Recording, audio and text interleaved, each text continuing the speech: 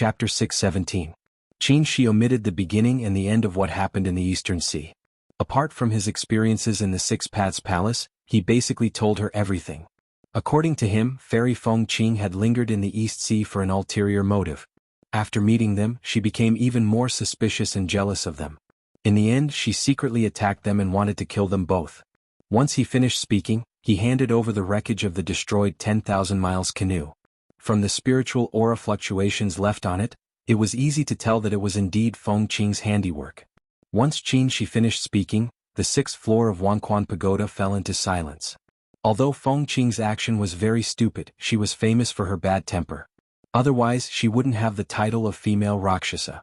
It wasn't strange for her to do such a thing. Lu Dingyuan was furious. Nonsense. No matter how stupid Feng Qing was, she would not fight one against two and attack the strong with the weak. I feel that all of you covet Feng Qing's fortuitous encounter, and that's why you're waiting for an opportunity to kill her and seize her treasure. Lord Taoist Jinyang snorted and pointed at the black cloak on the table. Then what about this thing? Venerable Sword Yuanying did not express his opinion immediately. Instead, he picked up the cloak and examined it carefully. He said, "I've heard of this before. It's called the Revolving Devil Cloak. It should have a set of devil art that goes with it. It's not easy to cultivate this demonic technique. The slightest mistake will cause one's personality to change drastically." Old Lu, did you hear that? Lord Taoist Jinghe, who had been sitting and watching the show, lazily said, "Don't say Feng Qing wouldn't be that stupid. The facts prove that she's that stupid. This is just speculation." Lu Dingyuan's face and neck turned red. He barely suppressed his anger and turned to Venerable Swordsman Yuanying. "Taoist Yuanying, say something." Honorable Swordsman Yuanying sighed. "That's right, it's just a guess." Things were back to square one. There was material evidence that Feng Qing's temperament changed greatly because of the devil art, but this material evidence wasn't particularly strong. Qin Shi and Mo Tiange killing people and seizing their treasures. Although there was no evidence, it was the most reasonable speculation. Both sides had their own opinions and there was no way to distinguish between them. After a while, Venerable Swordsman Yuanying said faintly, "I have an idea, but I don't know if you will agree." Lord Taoist Jinyang softened his tone. "Fellow Taoist Yuanying, please go ahead."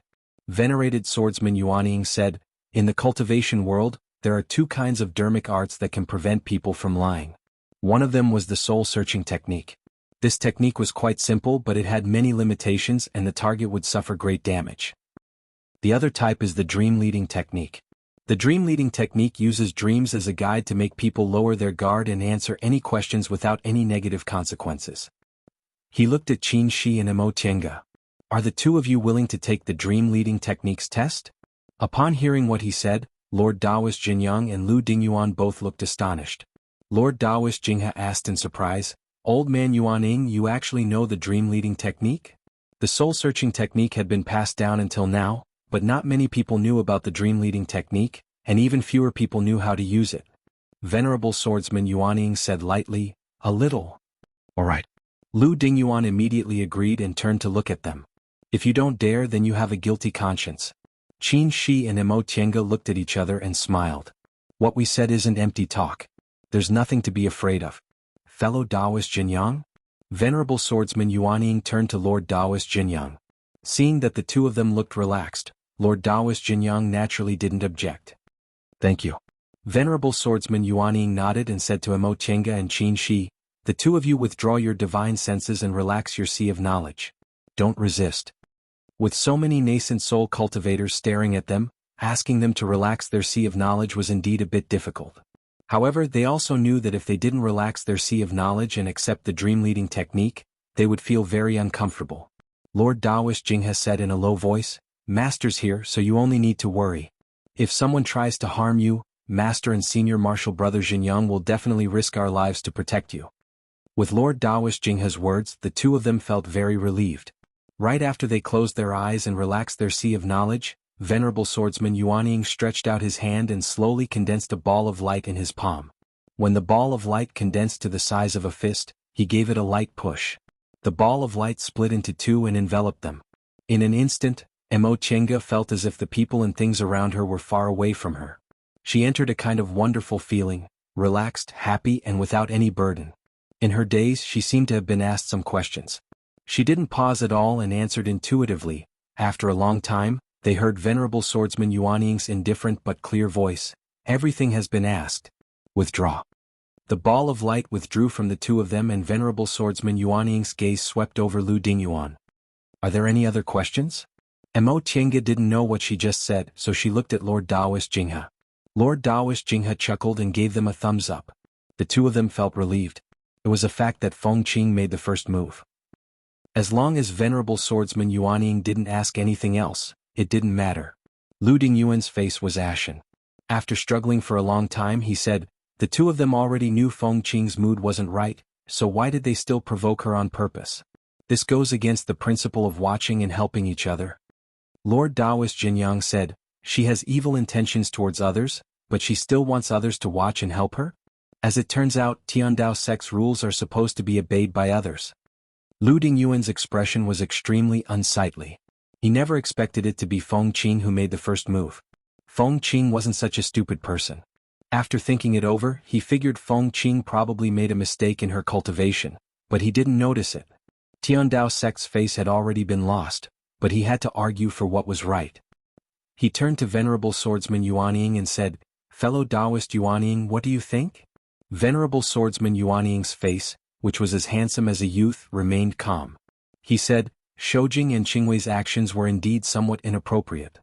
If this happened before, Venerable Swordsman Yuanying wouldn't have said a word. But now that the Celestial Pole sect had established the Celestial Pole Immortal Alliance, everyone should be regarded as fellow disciples regardless of their identities. If it were someone else, they'd probably do the same as Mo Tiange and Mo Tiange. Lord Daoist Jinyang snorted but didn't say anything. Venerable Swordsman Yuanying said, all right, things are clear now. This matter isn't Shoujing and Qingwei's fault, so Tiandao sect can't trouble them anymore. Upon hearing what she said, several people from Tiandao sect looked extremely gloomy, but they all agreed with Venerable Swordsman Yuanying's mediation. Since the matter was in front of them, they couldn't say anything now. Venerable Swordsman Yuanying continued, however, the two of them saw that Feng Qing was trapped in a demonic barrier, yet they didn't help her. Their actions went against justice. He paused for a moment. Since no one said anything, he continued, since that's the case, Xianqing School should compensate Tiandao sect. Many people present heaved sighs of relief, but they also felt regretful in their hearts. In the end, they couldn't fight. Since the two great sects didn't object, this was practically the best result. Lu Dingyuan knew that since Feng Qing attacked first, they wouldn't be able to get any justice from Xianqing School. Lord Daoist Jinyang also understood that it was impossible for Tiandao sect to not pay anything for the loss of a nascent soul cultivator. Therefore, both sides tacitly agreed to this result. Since the result was out, all the nascent soul cultivators left Wanhe Pagoda with either peace of mind or regret, leaving behind only the two great sects and their leaders. Next was the main event, the issue of compensation. A nascent soul cultivator meant a lot to a sect, so Lu Dingyuan used this point to demand an exorbitant price. Lord Daoist Jinyang naturally didn't agree. They only acted inappropriately in this matter, so they didn't need to take responsibility. Compensation was just a gesture. The two of them began to engage in a war of words and haggle, calculating every spirit stone clearly. How were they great late nascent soul cultivators? They were clearly small peddlers in market squares. Under the witness of the leaders of various sects, the two sides finally reached an agreement and erased this matter. When they returned to Xianqing School's branch courtyard, Lord Daoist Jinyang wiped his face and said, that old bastard Lu Dingyuan, sooner or later, I'll make him spit out what he took today. Although more than half of it was cut off, it was still not a small amount. Mo Tiange pondered for a moment then said, Senior Martial Brother Jinyang, I have some spiritual plants that can make up for part of it. Lord Daoist Jinyang waved his hand. High-aged spiritual plants are hard to come by, so you'd better keep them for concocting medicinal pills. The sect can still afford these things. He then smiled and said, Qingwei, you're still treating me like an outsider. You're sect disciples, so if something happens, the sect will naturally take care of it for you. Besides, this matter isn't your fault. Mo Tiange was stunned and seemed to be lost in thought. So this was the difference between her and Qinshi? While she was lost in thought, Lord Daoist Jinyang's expression became serious. You two should go back to Mount Taikang. Time is pressing. I'll let our disciples pay attention to what Senior Hoopa said. You just need to focus on cultivating. Senior Martial Brother Jinyang, then this place, Miaoyi and Shenin are already here. Lord Daoist Jinghe waved his hand. You two can go. By the way, tell Lingxi that he'd better also enter closed-door meditation. The three of you are Xianqing School's hope. Mo Chenga looked up at Qin Shi. Seeing his solemn expression, she somewhat understood that her master and Lord Taoist Jinyang had already made a decision. If the world was really in chaos and the world was changed, the whole Xianqing School would strive to preserve their lives and let them pass on their Taoist teachings for Xianqing School. There was an indescribable feeling in her heart, but in the end she just answered softly, yes. After Lord Taoist Jinyang and Lord Taoist Jinghe made their decision, Mo Chenga and Qin Shi set foot on the road back to Mount Taikang on the same day. Not long after they left, Xianyin and Miaoyi arrived. The four Lord Taoists didn't go to Wanhe Pagoda. Instead, they holed up in Xianqing School's branch courtyard, closed the door and set up restrictions to discuss matters. The next day, Luo Fengxue, the head of Mount Taikang, received a letter. The content wasn't long, but she read it all night. Soon after, Xianqing School issued an order to recall a group of disciples. Later, batches of disciples were sent out one after another, but they didn't go to the battlefield. Instead, they wandered around the whole celestial pole for unknown reasons. Only a few people in the whole Xianqing School knew about these changes. Mo Chenga, Qin Shi, and Lord Taoist Lingxi all entered closed-door meditation at the same time. After Lord Taoist Huayan went to Quanzhong City and returned to Mount Taikang, he didn't return to his Immortal's Cave. Instead, he guarded the Hall of Three Pure on the main peak every day. Mo Chenga knew he didn't have much time left. His cultivation level had been stuck in the early stage of the nascent soul realm, so it was basically impossible for him to advance. Therefore, he planned to contribute his last strength to the sect, to protect them in closed-door meditation. With this thought in mind, Mo Chenga took out a medicine bottle from her Chengkuan ring. The medicinal pills in this medicine bottle were called longevity pills. One pill could prolong one's life by 500 years. Chapter 6:18. Senior Marshal Brother, do you think I should take the longevity pills out? She asked while stroking the medicine bottle in her hand. Qin Shi, who was rummaging through ancient books, answered after a while, you can take them if you want. Mo Chenga turned her head and rolled her eyes at him. How can you be so casual? Qin Shi said helplessly, this is something you have the right to decide. Why do I need to tell you? But, not to mention how rare longevity pills are, other people's pills can only prolong their lives by 100 years, but mine can prolong their lives by 500 years. How do you explain this? Mo Chenga was confused. She wasn't stingy with these things, but it was hard to explain the source. Qin Shi said, they won't force you to explain. What are you worried about? Fine, she admitted that this was related to the sect. What she lacked was Qin Shi's calmness. She thought for a while, then asked, do you think I should take out the spiritual plants and medicinal pills at this critical moment?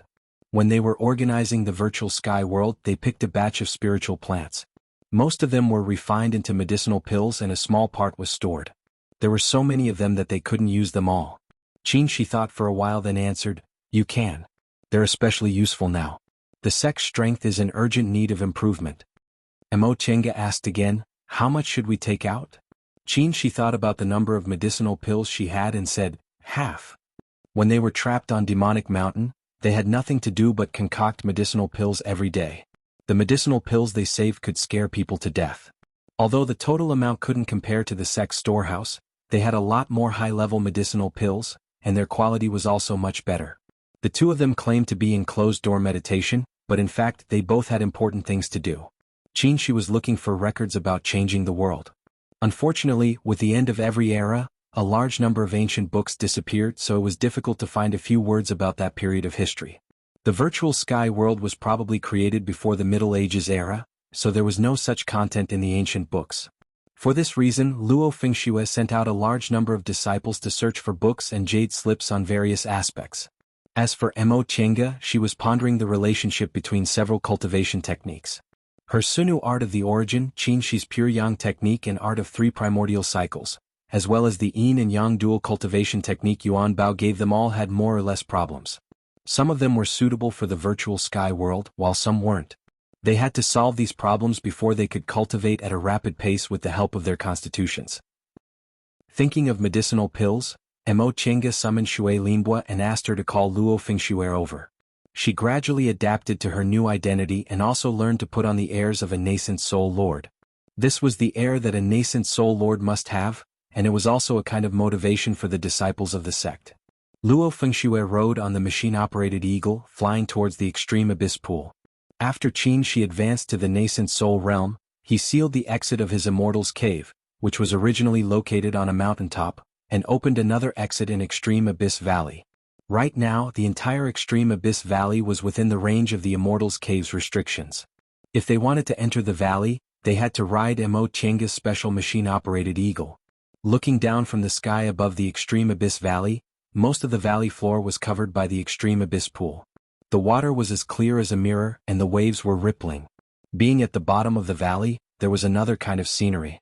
The most eye-catching thing was the waterfall that flowed down like white silk. The sound of water splashing could be heard and pearls splashed.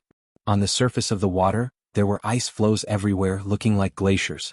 In one corner of the pool, there were several wooden houses connected by winding corridors. Both houses were covered with green vines looking quite wild. The open space where the wooden houses were located was full of exotic flowers and plants, and in the snow and ice, one could see a proud and unyielding character. At a glance, Luo Fengxue knew it was the masterpiece of Mo Chenga's registered disciple. They had known each other for more than 100 years, so she knew this youngest nascent soul cultivator in the celestial pole too well. If Luo Fengxue had asked her to decorate her own immortal's cave, she could have just built 2 wooden houses at random. How could it be as elegant as it was now? However, this was the style of a nascent soul cultivator's immortal's cave. Martial Uncle Shoujing's immortal's cave was originally built on an uninhabited mountaintop. Forget it, let's not talk about it. Luo Fengxue came down from the machine-operated eagle. Shui Linbo was already waiting beside her. She bowed and said, "Greetings, sect head." Luo Fengxue smiled and said, "No need to be so polite." Now that Shui Linbo was Mo Chenga's disciple, she was the same as her in terms of seniority. However, Shui Linbo was both a core formation cultivator and the sect head, so her status was much higher. Shui Linbo looked calm, neither servile nor overbearing. "Auntie is already waiting for sect head. Sect head, please come with me." Luo Fengxue nodded. "Thank you." Shui Linbo took Luo Fengxue into the cave on the rock wall and walked all the way to the hall. "Auntie, sect head Bingxin is here." Mo Chenga was studying a cultivation technique. Upon hearing the voice, she stopped and nodded. "I see." Then she smiled at Luo Fengxue and said, "Fengxue, sit down." "Thank you, Martial Uncle Qingwei." Luo Fengxue bowed solemnly and then sat at the last seat. Up until now, the two of them had been well-mannered and hadn't violated the etiquette in the slightest. When Luo Fengxue sat down, they looked at each other for a while and couldn't help but burst into laughter. "Not bad this time. You finally look like a nascent soul cultivator," Luo Fengxue said. Mo Chenga said helplessly, "Isn't it easy to put on airs? It just depends on who I'm dealing with." "So, I'm someone who doesn't need to put on airs? I'm so honored." Luo Fengxue pretended to cup her hands. Mo Chenga smiled and said, "I called you here today because I have something to tell you." Her attitude was kind and she was smiling. Her speech and mannerisms had the demeanor of a high-level cultivator. Luo Fengxue couldn't help but think of the little cultivator who followed Martial Uncle Shoujing to Xianqing School and sighed inwardly. "Martial Uncle, what can I do for you?" Mo Chenga took out a Qingquan bag from her robe and handed it to her. "We're in troubled times now. Master and senior martial brothers are all running around for the sect, but we can't help them. There are some medicinal pills and spiritual plants in here that we've accumulated in our daily lives. Just take it as doing something for the sect." Luo Fengxue knew they were both good at pill concocting, so she accepted the bag and said, "In fact, you've helped the sect a lot. Your spiritual beast, Fei Fei, brought back many clansmen last time. These Fei Feis are very sensitive to treasures. With them, the chances of finding treasures are very high." Mo Chenga smiled bitterly. "Do you think I don't know that guy? He's never willing to suffer losses, and he doesn't let his clansmen recognize him as their master. I'm afraid he wants a lot in return." Luo Fengxue pursed her lips and smiled. The cost is indeed higher than the spiritual beasts that recognize them as masters, but without them, where would those treasures come from? To tell you the truth, this time I received Martial Uncle Xinyang's order and sent a group of disciples to look for treasures with Fei Fei. These things will be used to tide over this crisis. If Xianqing School can safely tide over this crisis, these Fei Fei will take great credit. It's good that you don't have to raise them for free." The two of them chatted for a while before Luo Fengxue took her leave. Luo Fengxue rode the machine-operated eagle out of Extreme Abyss Valley and rode her sword back to the main peak's main hall. She then opened her Chengkuan bag and poured out the medicinal pills and spiritual plants. She was stunned by the fall. The medicinal pills and spiritual plants poured out of the Chengkuan bag could pile up into a small mountain, and there was still more. Among them, there were several hundred jade boxes for spiritual plants and countless jade bottles for medicinal pills. Luo Fengxue was stunned for a while. She then put her hand into her Chengkuan bag and muttered to herself, "There are so many medicinal pills. Even the bottles must cost a lot, right?" These jade bottles were exquisite and made of high-quality spiritual jades. They were worth a lot of spirit stones alone. Luo Fengxue grabbed a jade bottle and opened the cork. Instantly, the room was filled with fragrance. She poured out a pill and was even more shocked. Extreme Purity Pill. This was a top-grade spiritual pill that could help core formation. She then opened several jade bottles. In addition to Extreme Purity pills, there were also Clear Sky pills, Dew of Immortality, and even nascent soul-level Extreme Purity Golden pills and 9 Transformations Yang Restoration pills. Luo Fengxue felt a bit suffocated. Even Xianqing School's storehouse didn't have so many high-grade medicinal pills. She then randomly took a jade box with a high-grade talisman on it to prevent spiritual aura loss. Next to the talisman was a line of small words. Purple Origin Spirit Grass, 8,000 years old. She then looked at the other jade boxes. They were all precious spiritual plants, all of which were more than 5,000 years old, and some of them were even 10,000 years old. Luo Fengxue wiped her sweat. After thinking for a while, she stuffed all the jade bottles and jade boxes back into her Chengkuan bag, left the sect head hall, and walked to the front of the Hall of the Three Pure Ones. Lord Taoist Huayan was drawing talismans. For him, it didn't matter if he cultivated or not. While he still had more than 200 years to live, he should quickly make use of his remaining energy and arrange a good future for his disciples. Therefore, after hearing the news brought by Mo Chenga and Luo Fengxue, he asked to return to the mountain to guard the Hall of the Three Pure Ones to protect the 3 most promising nascent soul cultivators of Xianqing School in their closed-door meditation. When Luo Fengxue came, he only paid a little attention to her. "All Fengxue. What's the matter?" Martial Uncle Huayan. After greeting him, Luo Fengxue didn't have time to be polite and presented the Chengkuan bag to him. "Just now, Martial Uncle Qingwei called me over and said I would give these things to the sect." "Oh? What is it that even you can't decide?" Lord Taoist Huayan's brush moved like dragons and snakes.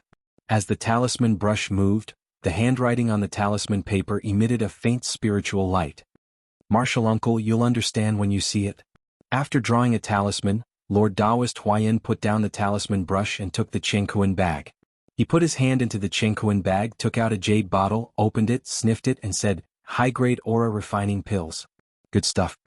Then he turned to Luo Fengxue and asked, "Is this all?"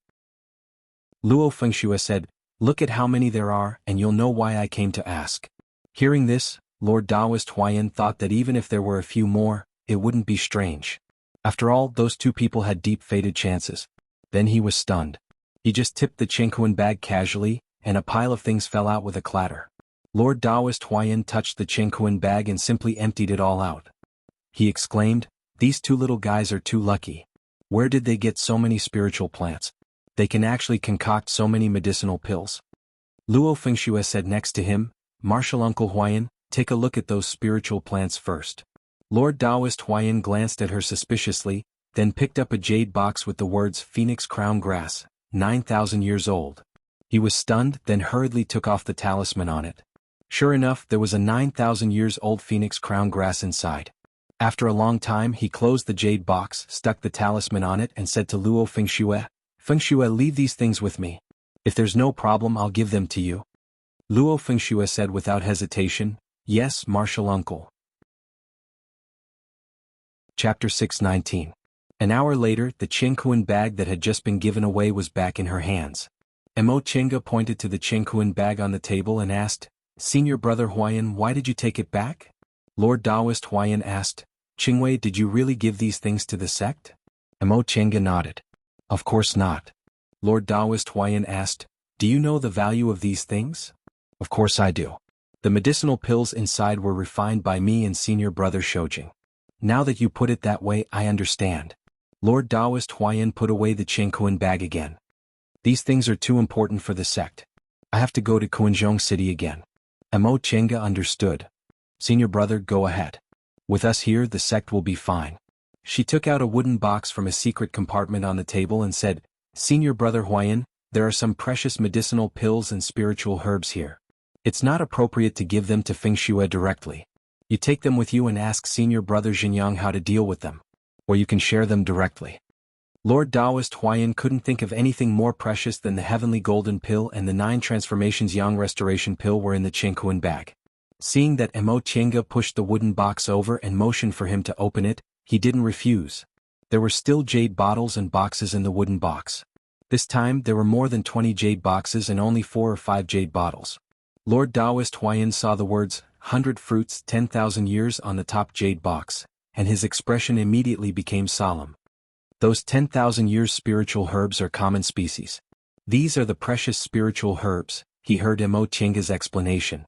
Lord Taoist Huayan nodded slightly. He didn't open it but looked at the jade bottles. He picked up a jade bottle and pulled out the cork. A faint fragrance slowly floated out. This is. Smelling the fragrance, Lord Taoist Huayan was stunned and then excited. Is this the longevity pill? The longevity pill was very precious because it contained an extremely precious spiritual herb, which usually appeared only once in 100 years. Once it appeared, it would cause a scramble. Those who got the spiritual herb might not necessarily use it to refine the longevity pill. Therefore, the longevity pill rarely appeared in the world and could only be found by chance. Mo Tiange was surprised. Senior Brother, could it be that he has already taken the longevity pill? Lord Taoist Huayan shook his head. I was lucky enough to see the auction of the longevity pill when I was in the core formation stage. Unfortunately, I didn't have enough money at that time, and I could only watch it fall into the hands of others. Later, I formed my nascent soul and never saw it again. He stared at Mo Tiange. Qingwei, I won't hide it from you. I urgently need this pill, so I won't be polite with you. When I come back from Kuanzhong City, I definitely won't let you suffer any losses. Mo Tiange waved her hand and said, Senior Marshal Brother Huayan, the sect is now going through a difficult time together. Senior Brother should be able to see that we don't lack these things. If we're talking about repayment, no matter how many treasures Senior Brother brings, we won't be able to use them. It's not as practical as Senior Brother advancing to the mid-stage. Advancing to the middle stage would increase the strength of the sect and also increase the possibility of them surviving this tribulation. Lord Taoist Huayan understood what she meant and felt it was reasonable, so he said, In that case, I won't be unreasonable. He put away the wooden box and said nothing more. He went back to the main peak to give some instructions and then set off for Kuanzhong City again. Watching Lord Taoist Huayan leave, Mo Tiange thought she had to build a teleportation formation between Mount Taikang and Kuanzhong City as soon as possible. It was too troublesome to run back and forth like this. She went back to her cave and asked Shui Linbo to find suitable candidates to learn the teleportation formation. Shui Linbo had always done things quickly. She immediately went to the sect head's hall on the main peak and told Luo Fengshui about this matter. Then, accompanied by Luo Fengshui, she gathered all the remaining formation masters in the sect and finally selected 2 people. Upon learning that they were going to learn formations from Tao Lord Primrose, the 2 of them were incredibly excited. Everyone in Shenqing school knew that among the Lord Taoists, Xinjiang was good at refining tools, Shoujing was good at concocting pills, Huayan was good at making talismans, and Qingwei was good at formations. Compared with the other 3 miscellaneous studies, formations were the least studied, and there were even fewer who could be called formation masters. Probably because the other 3 miscellaneous studies were closely related to cultivation and fights of magical powers, but formations weren't directly related. Usually, buying 1 or 2 sets was enough, and there was no need to learn them by themselves. In this case, most formation masters had to rely on self-study and talent. Now that they had this opportunity to ask Lord Taoist Qingwei about formations, how could they not be excited? Shui Linbo took the 2 disciples back to her cave in Extreme Abyss Valley on the same day. When they got down from the mechanical eagle and saw the beautiful scenery of Extreme Abyss Valley without any restrictions, the 2 disciples felt strange. Didn't Lord Taoist Qingwei set up a defensive formation in his cave? As they thought about it, they suddenly felt a slight movement of spiritual aura. A ferocious bird in the sky screeched but couldn't fly down. Only then did they realize that formations existed, but they couldn't see them because of their realm. After discovering this, they felt respect and fear in their hearts.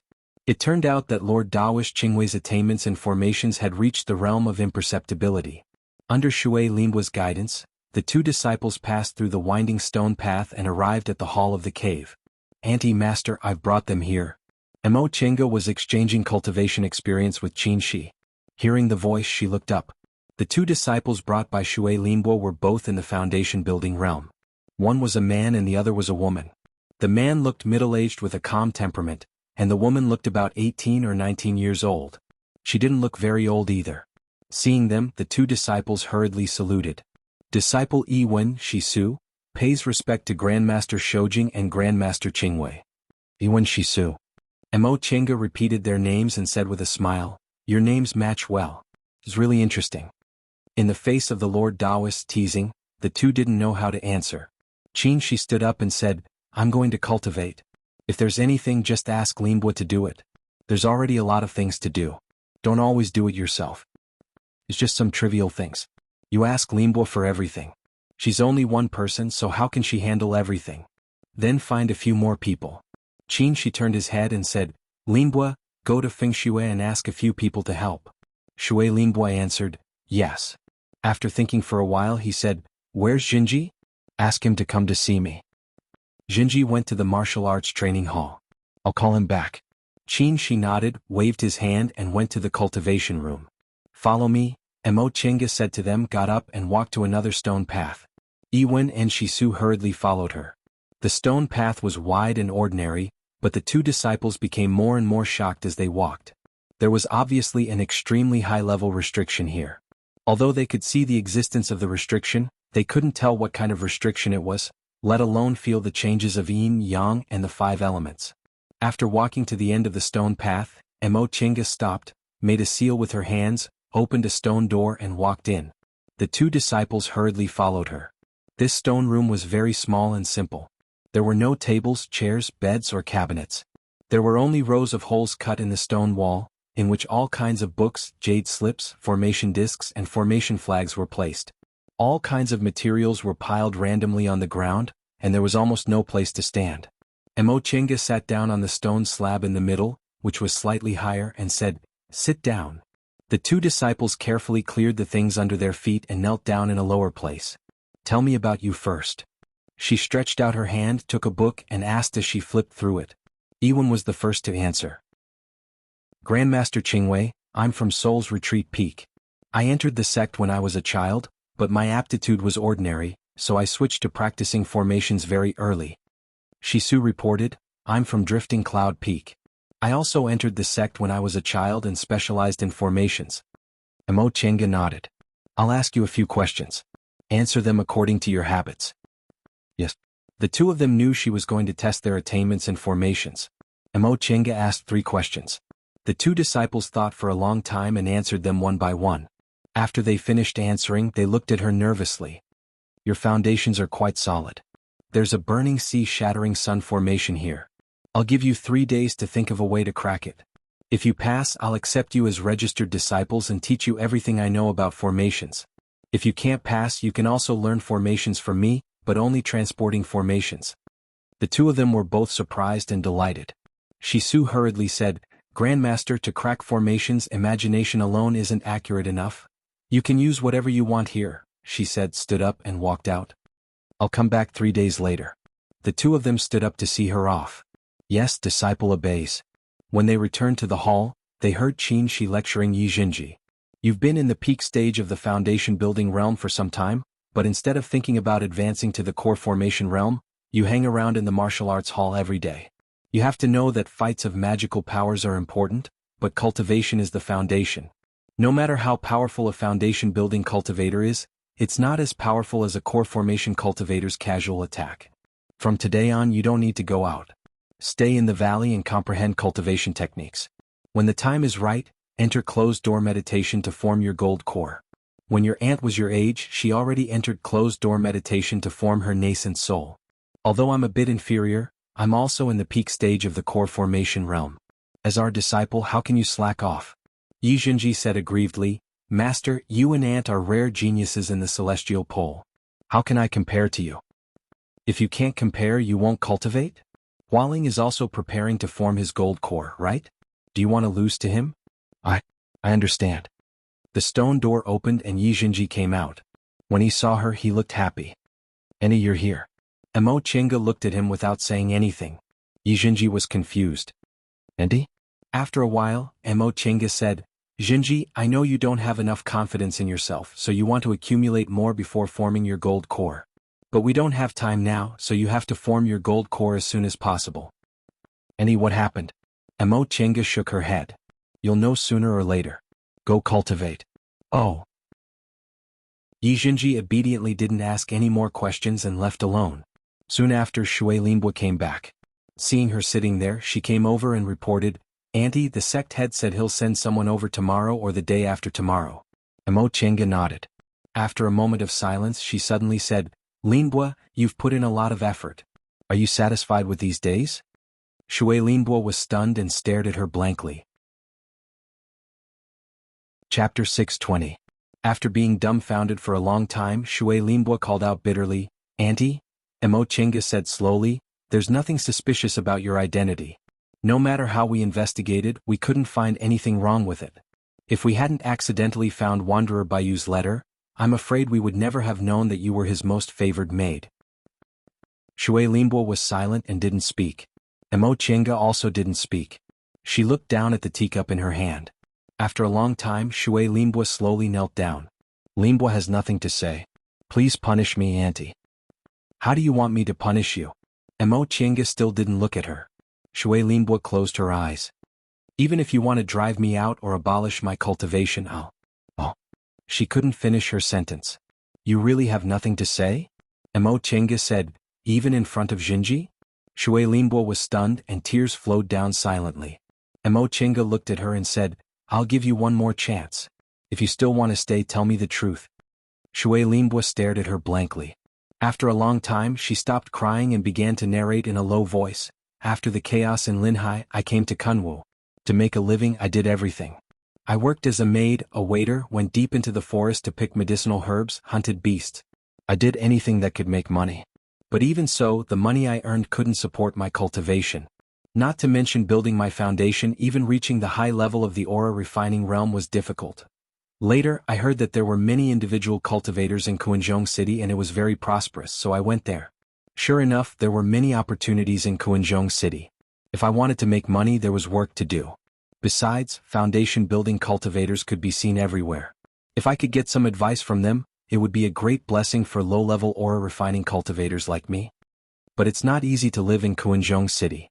If my cultivation level is low, I'll be bullied by others. When I went to the southern forest to pick medicinal herbs, I accidentally picked several hundreds of years old purple jade Ganoderma. I was ecstatic and thought I had a chance to build my foundation, but I was accidentally discovered by the owner of the medicine shop, and he took the Ganoderma. Shui Linbua paused for a while to calm down and then continued, I'm just a low-level aura refining cultivator with no background or backing. Who would make decisions for me? I even wanted to thank the boss for only robbing and not killing anyone. Other than accepting my fate, I had no other choice. Later on, the Wandering Cultivator Alliance put up a notice saying that Wanderer Bayu was recruiting maids. I made up my mind and went to apply. Mo Chenga stared at her. Do you know what kind of person Wanderer Bayu is? I know. Tears rolled down from her eyes, but Shui Linbua's expression was very calm. Everyone in Kuanzhong City knows that Wanderer Bayu practices the plucking technique and often uses all kinds of methods to find suitable women and seize their primordial yin to aid his cultivation. The so-called maids are actually just cultivation furnaces. She looked up and saw Mo Chenga sitting in the seat of honor, staring at her indifferently without any expression. Shui Linbua smiled bitterly. I know you don't like my behavior, but the feeling of being helpless and hopeless has tortured me to the point of collapse. I want to take revenge, but I don't have a good aptitude in nothing, so I can't take revenge on the drugstore owner. If I become a core formation cultivator's maid, I might have a chance. I smoothly became Wanderer Bayu's maid and entered his cave. However, he thought my cultivation level was too low and my aptitude was poor, so he didn't do anything to me. But Wanderer Bayu has so many concubines and maids around him, so how could his days be easy? At first, I was miserably bullied, and after being bullied a lot, I got angry. Once I got angry, my heart also came back to life, but there's no medicine for regret. On the surface, it seems to be a beautiful place, but in fact, every living person is stepping on countless corpses. Besides, even if I beat everyone, so what? As long as Wanderer Bayu changes his mind, he'll have to sacrifice himself. The tears on her face dried up. Shui Linbua took a deep breath and continued calmly, I can't get rid of this fate. In Wanderer Bayou's eyes, I'm just a speck of dust and he can do whatever he wants. So I thought if I can't change my weakness, I'll turn this speck of dust into a pearl to prove to him that I'm of greater use. Maybe then he'll be willing to respect me. I'm not stupid and I'm even smarter than ordinary people. I worked hard to learn from the people around me, learning to read people's minds and learning to scheme. I spent 10 years doing many things I didn't want to do before finally becoming his most trusted maid. Wanderer Bayou isn't a good person. He kills innocents and abducts women. There's almost nothing he doesn't do, but he's good to me. If it weren't for him, I wouldn't have been able to build my foundation. At that time, I thought it would be good to live like this for the rest of my life. He gave me a place to live, and I'll serve him for the rest of my life. At this point, Shui Linbo paused for a moment and then said, if it weren't for him wanting me to be his human furnace later, human furnace, it's this word again. Mo Chenga sighed. Is this the fate that individual women can't escape? Shui Linbo lowered her head. After I built my foundation, Wanderer Bayou was tempted. I begged him and said I'd do anything for him in this life as long as he gave me a little respect, but it was useless. He warned me that no matter how much he doted on me, I was just a pet, and a pet wasn't qualified to ask for respect from its master. So you ran away? Yes. Shui Linbo lowered her head, but her fists were clenched. I followed him for decades and did so many things for him, but I couldn't even protect myself. I couldn't accept it, so I ran away. What about Jinji? Why did he really have a chance to get involved? Shui Linbo hesitated for a moment and said in a low voice, I had a chance to escape, but Jinji was muddle-headed and exposed my whereabouts, so I lost the chance.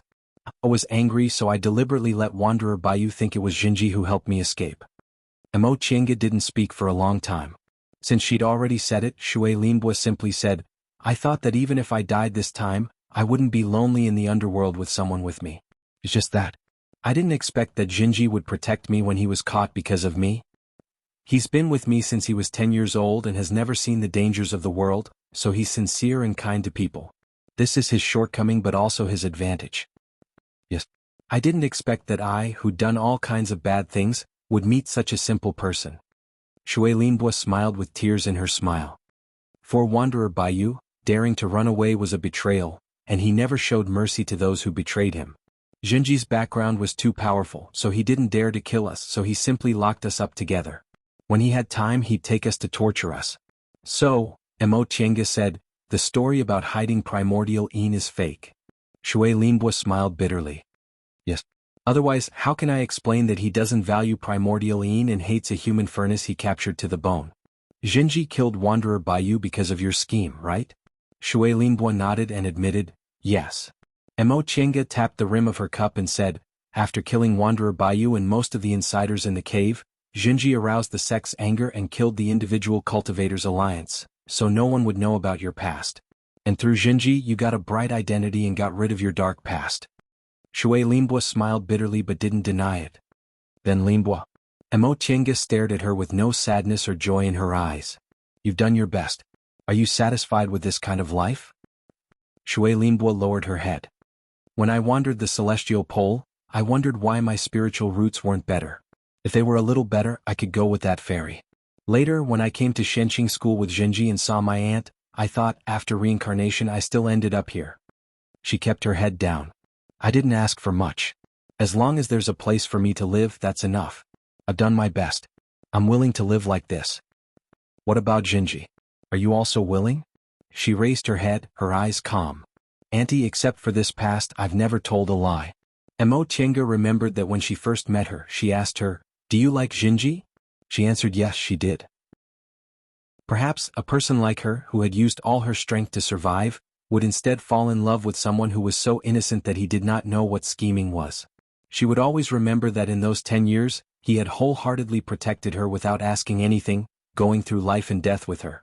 In the near future, we'll ask Jinji to enter closed-door meditation to form his gold core, so you can't be trapped in trivial matters anymore. When the people sent by Feng Shui arrive, you should also enter closed-door meditation until you form your gold core. Shui Linbo suddenly raised her head and looked at her. Auntie? Mo Chenga's expression remained unchanged. Go. Shui Linbo understood that she couldn't find a trace of displeasure on her face. She kowtowed deeply and said sincerely, Linbo, thank you for giving me another chance. Asterisk asterisk asterisk after Shui Linbo left, Qin Shi came out of the cultivation room. Seeing that she was still lost in thought, he asked, "What's wrong?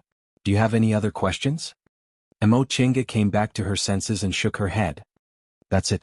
Qin Shi flipped through the book in his hand and said, "This is really a coincidence.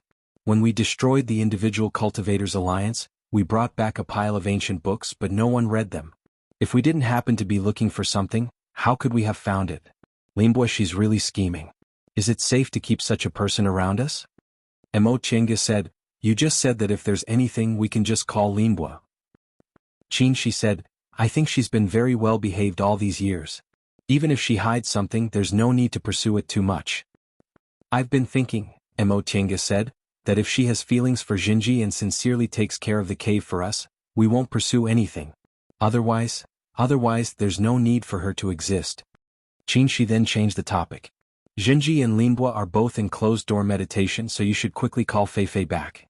Let's have a total closed-door meditation from the old to the young, from humans to beasts, whether it's your spiritual beast or mine."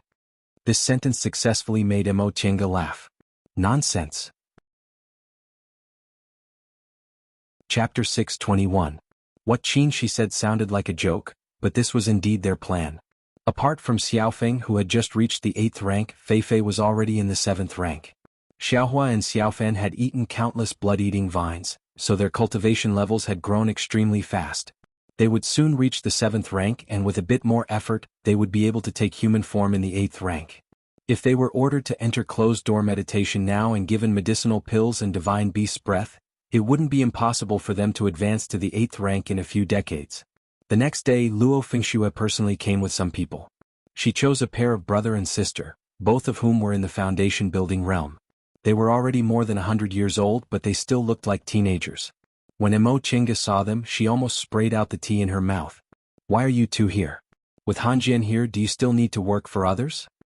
These two people were Zhan Bai's sworn siblings, Xiaoguzi and Xiaozue.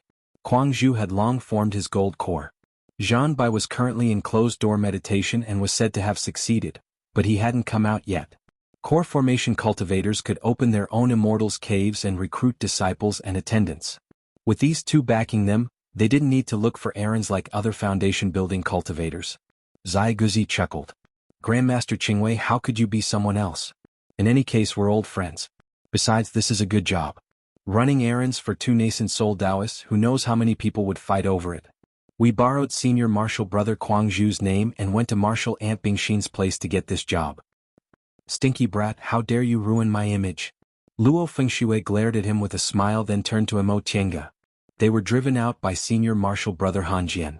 When he heard I was looking for someone to take care of your immortals' cave, Senior Marshal Brother Hanjian dragged them to me. I thought they could be considered your acquaintances, so they're better than strangers." Emo Chinga stared at them. "How did you offend Hanjian?" Xiaoguzi rubbed his nose. Senior Marshal Brother Kuang Zhu said, "We're not ambitious. We're already more than 100 years old, but we still act like teenagers. He even said that we were so lazy because we stayed by his side, so he kicked us out." "Good kick." Luo Fengxue clapped and said, "Look at you two. How long have you been in the foundation-building realm?" Each of them was lazier than the last in their cultivation. "Originally, your Senior Marshal Brother Bai's cultivation base wasn't much higher than yours, but now he's about to form his core. You're just barely in the middle foundation establishment stage." Xiaoguzi said, "What's so good about being like Senior Marshal Brother Bai? It's all about cultivation, alchemy, and medical skills. I'm going crazy just thinking about it. In any case, we're not cut out for cultivation." Xiaozue chimed in from the side. "Marshal Uncle Bingxin built her foundation earlier than Grandmaster Qingwei, and now Grandmaster Qingwei is already a nascent soul cultivator. Marshal Uncle Bingxin also formed her gold core not long ago." Luo Fengxue was rendered speechless. Among these two guys, Xiaoguzi was mischievous, while Xiaozue was straight to the point. It really wasn't easy to win against them verbally. Seeing this, Emo Tienga really wanted to laugh. Luo Fengxue didn't have many moments where she was rendered speechless. "Grandmaster Qingwei, please accept us. We don't have anywhere else to go," Xiaoguzi said. The two of them stared at her with sparkling eyes. Emo Tienga said, "You can't be lazy while you're here. Everything in the cave must be handled in an orderly manner. You'll also be responsible for the trivial matters related to the various peaks." Xiaoguzi patted his thin chest and said, Grandmaster, rest assured. I'm the best at welcoming and sending people off. Xiaozui knows how to take care of things best. Just leave it to us. Grandmaster doesn't need to worry at all. Mo Chenga shifted her gaze and saw Luo Fengxue nodding at her, so she said, All right, I'll keep you here for the time being. If you do well, you'll get medicinal pills, magic weapons, and everything else. If you don't, you'll have to go back to Hanhou. Ah. The two of them jumped up and high-fived each other. Then they earnestly thanked her. Thank you, Grandmaster Qingwei. Since the decision had been made, Mo Chenga summoned Shui Linbua and told her to hand over all the affairs of the cave to the two siblings while she prepared to enter closed-door meditation. In addition, she sent a message to call Feifei back. Although it had taken human form, it had taken advantage of White Tiger's breath, so its cultivation level wasn't high enough. As for little Feng, her injuries hadn't healed yet, so it wasn't time for her to enter closed-door meditation. Little Feng also went to the steward's hall to ask for an identity tablet. The inquiry elder's eyes almost popped out of their sockets. Little Feng had taken human form in the 8th rank, so Shanqing School had one more nascent soul cultivator. The stone door opened, and Mo Chenga stepped into the stone room. The two people in the stone room looked up and saw her. One was happy while the other was depressed. Greetings to Grandmaster Qingwei. The two of them saluted her. Mo Chenga nodded and sat down on the stone platform in the middle. How was it? Ewan was the happy one. He first held up a formation disc and presented it to her. Disciple is slow-witted. I could only think of this method to crack it. Mo Chenga turned to Shisu. What about you? Shisu's eyes were lifeless and she looked exhausted, but now she calmed down. She picked up a book beside her and said, This formation is extremely exquisite.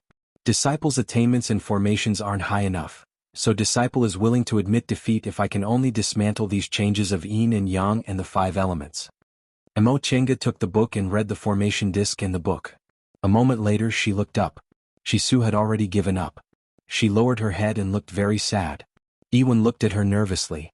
The cracking method he submitted was only the result of his practice on the formation disc.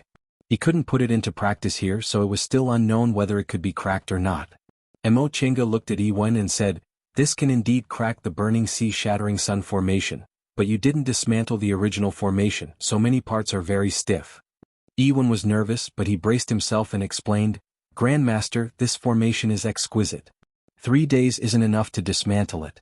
Disciple couldn't think of anything else, so I acted on my own? Mo Chenga nodded slightly. With your attainments and formations, 3 days really isn't enough to dismantle it. Ewan relaxed a little and heard her say, Your method of breaking the formation can be counted as breaking the formation with the formation. It's just that it's too violent, it's no different from perishing together. His heart was in his throat again. Mo Chenga smiled. However, although you took the shortcut, cracking it is cracking it. Being flexible is your strength. I'll keep my word and accept you as my registered disciple. Ewan was overjoyed and kowtowed. Thank you, Grandmaster. Thank you, Grandmaster. Mo Chenga waved her hand to stop him from kowtowing. She then turned to Shisu and said, From this dismantling, I can see your foundation is very solid. It's very rare for you to dismantle such a complicated formation without any mistakes. Unfortunately, you don't know how to be flexible and don't have enough time. You'd better focus on dismantling the original formation first. Shisu's heart sank even more. She knew she failed and missed this good opportunity. However, to learn formations one must have a strong will. One must not turn back until he hits the wall. Not knowing how to be flexible can also be said to be persistent. With this kind of willpower, one can definitely become a great formation master in the future. Mo Chenga stopped and looked at Shisu with a smile. I want to accept you as my registered disciple. Are you willing? Shisu was very surprised and her tired expression was swept away. Grandmaster. Is what Grandmaster said true? Why would I lie to you? Mo Chenga said, If you're willing, you can come here tomorrow. I'm willing. Shisu nodded like a chicken pecking rice. Mo Chenga put down the formation discs and books in her hands. You can go back and move here tomorrow. Yes, master. The two of them were overjoyed. After Ewen and Shisu moved here, Mo Chenga asked people to open 2 stone rooms next to the formation performing room for them to live in and teach them the transporting formation.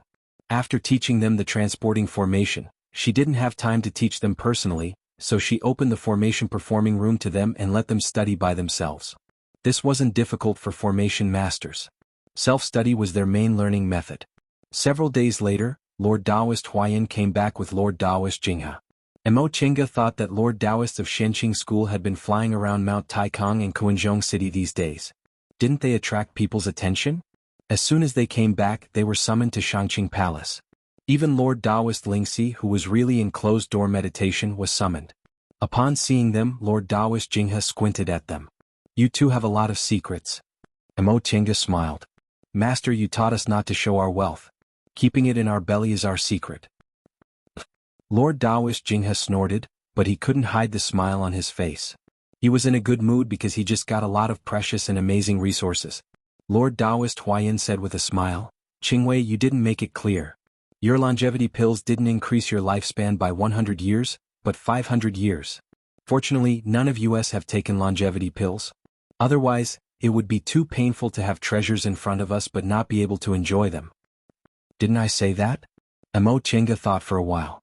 She didn't seem to have said that. Lord Taoist Huayan beamed.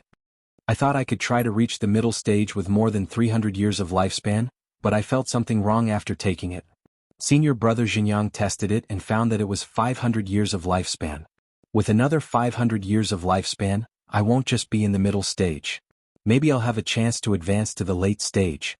The higher one's cultivation level was, the longer their lifespan would be. If Lord Taoist Huayan could advance to the middle stage, his lifespan wouldn't be as short as it was now. It was indeed possible for him to advance to the late stage." When she concocted the longevity pill for the first time, Mo Chenga thought the efficacy of this kind of ancient longevity pill was too amazing. 4 nascent soul cultivators, 500 years was enough time to change their fate. Yes, Xinjiang may have a chance to touch the deification realm, and I may also have a chance to cultivate to the peak of the late stage. Lord Taoist Jinghe was very happy.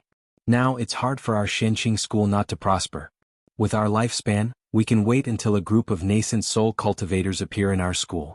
With these medicinal pills, the lifespan of the existing Lord Taoists of the nascent soul realm would increase, and the probability of a core formation master advancing to the nascent soul realm would also increase.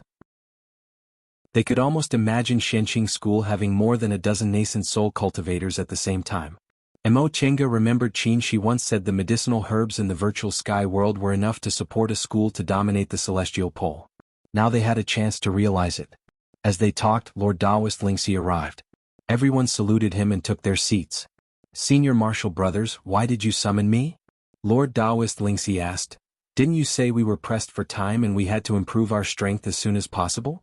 Lord Taoist Huayan said, "It's about this." He took out a Qingkuan bag from his robe. Shoujing and Qingwei found a batch of supplies for the school. "This is your share." Lord Taoist Lingxi was confused until he saw the things in the Qingkuan bag.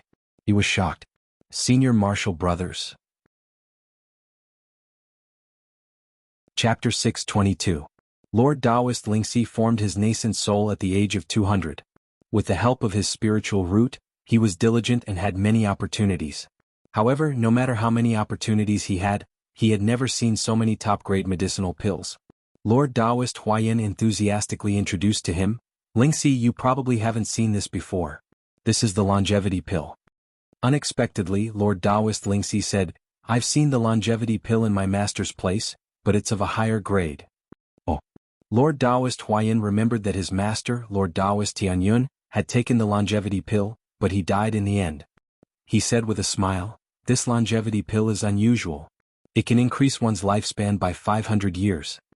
He said it casually, intending to shock Lord Taoist Lingxi. This time he finally got what he wanted. Lord Taoist Lingxi was so surprised that he couldn't speak. "Really?" "Of course. 500 years. If this news gets out, I'm afraid the world will be shocked." Lord Taoist Lingxi calmed down immediately and thought of this. "Yes," Lord Taoist Huayan said, "not only the longevity pill but also other medicinal pills and spiritual herbs. 10,000 years of fruit, which can help people form their nascent souls, and some can even be used to break through the nascent soul realm. We might not be able to get these medicinal pills even if we risked our lives in the past. Besides, we also have the constitution-enhancing pill. It can be said that our cultivation progress and realms may increase to an incredible level. If these things are leaked, it will bring great trouble to the sect." There was no way the Tao Lords hadn't thought about what Tao Lord Rhino said. So, confidentiality is the top priority. The fewer people who know about this batch of materials, the better. As soon as Lord Taoist Jinghe finished speaking, Lord Taoist Lingxi wondered, who will know if we don't tell them? Lord Taoist Huayan shook his head. Lingxi, there's more than what we have. There's another batch. There's another batch? Lord Taoist Lingxi's eyes widened in surprise. Lord Taoist Huayan said, those things are not as precious as what we have, but they are much more valuable to the sect than what we have. Lord Taoist Lingxi was speechless. He knew the weight of the Chengkuan bag in his hand. If it was more than that, how valuable would it be? He stared at Mo Tiange and Qin Shi with admiration in his eyes. Senior Marshal Brother Shoujing, Junior Marshal Sister Qingwei, could it be that you've plundered some great ancient sect's collection? Lingxi's half-joking words made the two of them smile. With a smile, Mo Tiange said, how could the books and records of a great ancient cultivation group only contain these?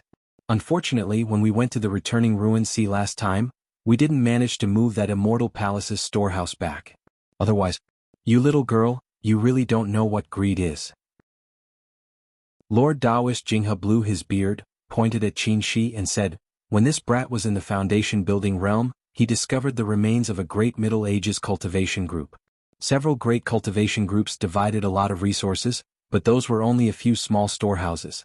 How could the storehouses of a great Middle Ages cultivation group be easily moved by others? The four of them talked among themselves, but none of them asked about the source of the resources. Mo Tiange felt at ease. She thought what Qin Shi said was right, they wouldn't insist on knowing where these treasures came from. She should have more confidence in the sect. Because of this batch of medicinal pills and spiritual herbs, the Lord Taoists made several decisions. First of all, Lord Taoist Huayan, who had enough lifespan, would return to the sect and enter closed-door meditation like them, trying to advance to the middle stage. Second, Lord Taoist Jinghe had to guard the sect for a long time and train disciples. It would be best if he could train a new generation of nascent soul Lord Taoists in the next few hundred years. As for Xianin and Miaoyi, they could only be temporarily sacrificed. Senior Marshal Brother, what about me? Lord Taoist Lingxi asked. Lord Taoist Huayan said, the three of you just focus on cultivation as before. Senior Marshal Brothers and sisters are all busy, but I don't care about anything. I even got so many treasures for free. Lingxi, Lord Taoist Jinghe interrupted him, you're the disciples with the most promising prospects in the sect. The advancement of your cultivation level is the enhancement of the sect's strength, and you're also working for the sect. Don't think too much and just focus on closed-door meditation. And you too. Lord Taoist Jinghe turned to Mo Tiange and Qin Shi. I heard you said you're in closed-door meditation, but there are people coming and going in your caves. What's going on? Qin Shi said, Master, since we're in closed-door meditation, we naturally have to deal with trivial matters first. You have so many trivial matters? Lord Taoist Jinghe looked at Mo Tiange. You accepted 2 formation masters as registered disciples. Do you want to pass on what you've learned? Mo Tiange nodded and said, I always feel that I won't have this leisure in the future. I'm not like Senior Marshal Brother Xinjiang and Senior Marshal Brother Huayan who have many disciples and inheritance. If I don't pass them on now, I'm afraid I won't be able to pass on what I've learned. Lord Taoist Huayan sighed. Qingwei, it's Xianqing School's good fortune that you think like this. Mo Tiange didn't know whether it was Xianqing School's good fortune or not, but she just thought it was the right thing to do. The Lord Taoists exchanged some information before going back to their respective caves. When they returned to their caves, Qin Shi saw Mo Tiange had a lot on her mind, so he asked, what's wrong? Mo Tiange shook her head and then nodded. I'm thinking, who should I pass the art of engineering to? Qin Shi didn't answer immediately. Instead, he sighed and reached out to touch her head. How about we also start accepting disciples? Mo Tiange was a bit hesitant. We might not have much time in the future. Is it okay to accept disciples? Qin Shi said, you're overcomplicating things. There's a Tao-seeking palace in the sect that's responsible for teaching disciples. Except for handymen, outer disciples, and inner disciples who don't have a master, elite disciples whose masters are in closed-door meditation are also under the jurisdiction of the Tao-seeking palace. Your cultivation technique is unique, and master has never been in closed-door meditation, so you haven't experienced that stage. We all went through it like this. Oh. Mo Tiange thought he was right. High-level cultivators in closed-door meditation could easily last for years or even decades. Didn't they care about their disciples? She asked again, who in the Tao-seeking palace is in charge of the elite disciples? What realm are they in? Qin, she said, according to the usual practice, the Tao-seeking palace's technique imparting elders are all experienced core formation cultivators, so under normal circumstances, even if the elite disciples are core formation cultivators, they can still handle it.